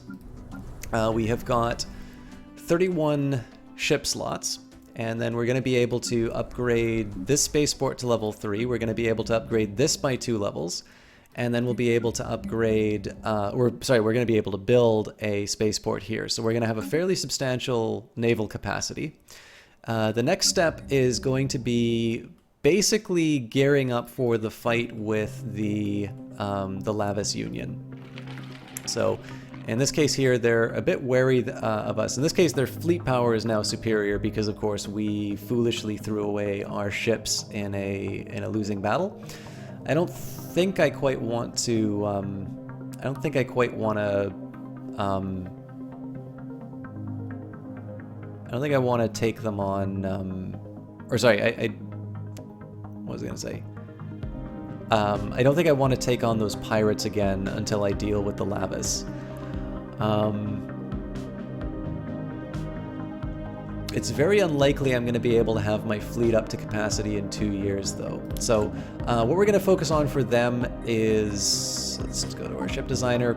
For our Corvettes, we're going to do... we're actually going to go double coil gun and a UV laser. Now this is... Wait a minute. Is that right? Yes, because this gives bonus shield damage. And then because they are primarily...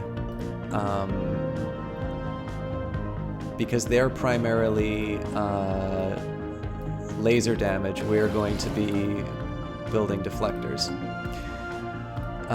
Next up we'll be doing destroyers. So again, similar idea here, except that we've got, I actually think it might make more sense to do gunships.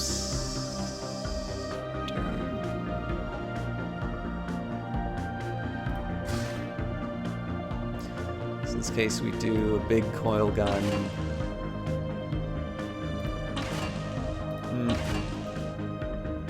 No, I think the main event is a coil gun.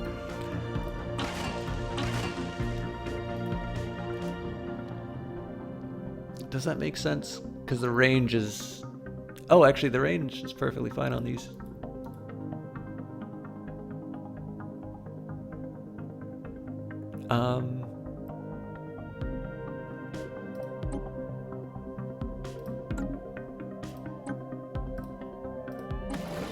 So something like this. And then I don't believe we have next. So basically this would be kind of my, my lav killer. It would basically be, I mean, this is not the ship that I would want to be taking into, this is definitely not the ship that I would want to be taking into a general fight, but I actually think this is the way we'll win the fight against these guys. So the big thing that I need to work out for myself in terms of the next steps of the game too, Destroyer takes it's listed somewhere here, but basically this takes 2 naval capacity slots. I of course already have the battleship and the frigate too, so those are going to take certain spots as well. I can't actually select them right now. So what I'm going to do, I think what I might try is something like 2/3 of the fleet be corvettes and the remaining third be the destroyers until I get the upgraded spaceports. But again, all this stuff we're going to wind up dealing with next playthrough. So thank you very much, guys. As always, I enjoyed playing Stellaris. I hope you guys enjoyed it as well. I think we're probably going to have our first war next stream, although it depends how long it takes me to sort of rebuild everything. The next step is also definitely going to be trying to find out how I can best sort of navigate the problems that I've got with my economy. Obviously not having such a large fleet is helping me out in that regard, but I am ultimately going to need to start rebuilding some of this stuff. So I think definitely something along the lines of upgrading my capitals, getting my sort of productive facilities to the top level that I can will be the way to go with that. We can actually already upgrade one of my colonies, but in this case I'm not entirely sure this is the right call.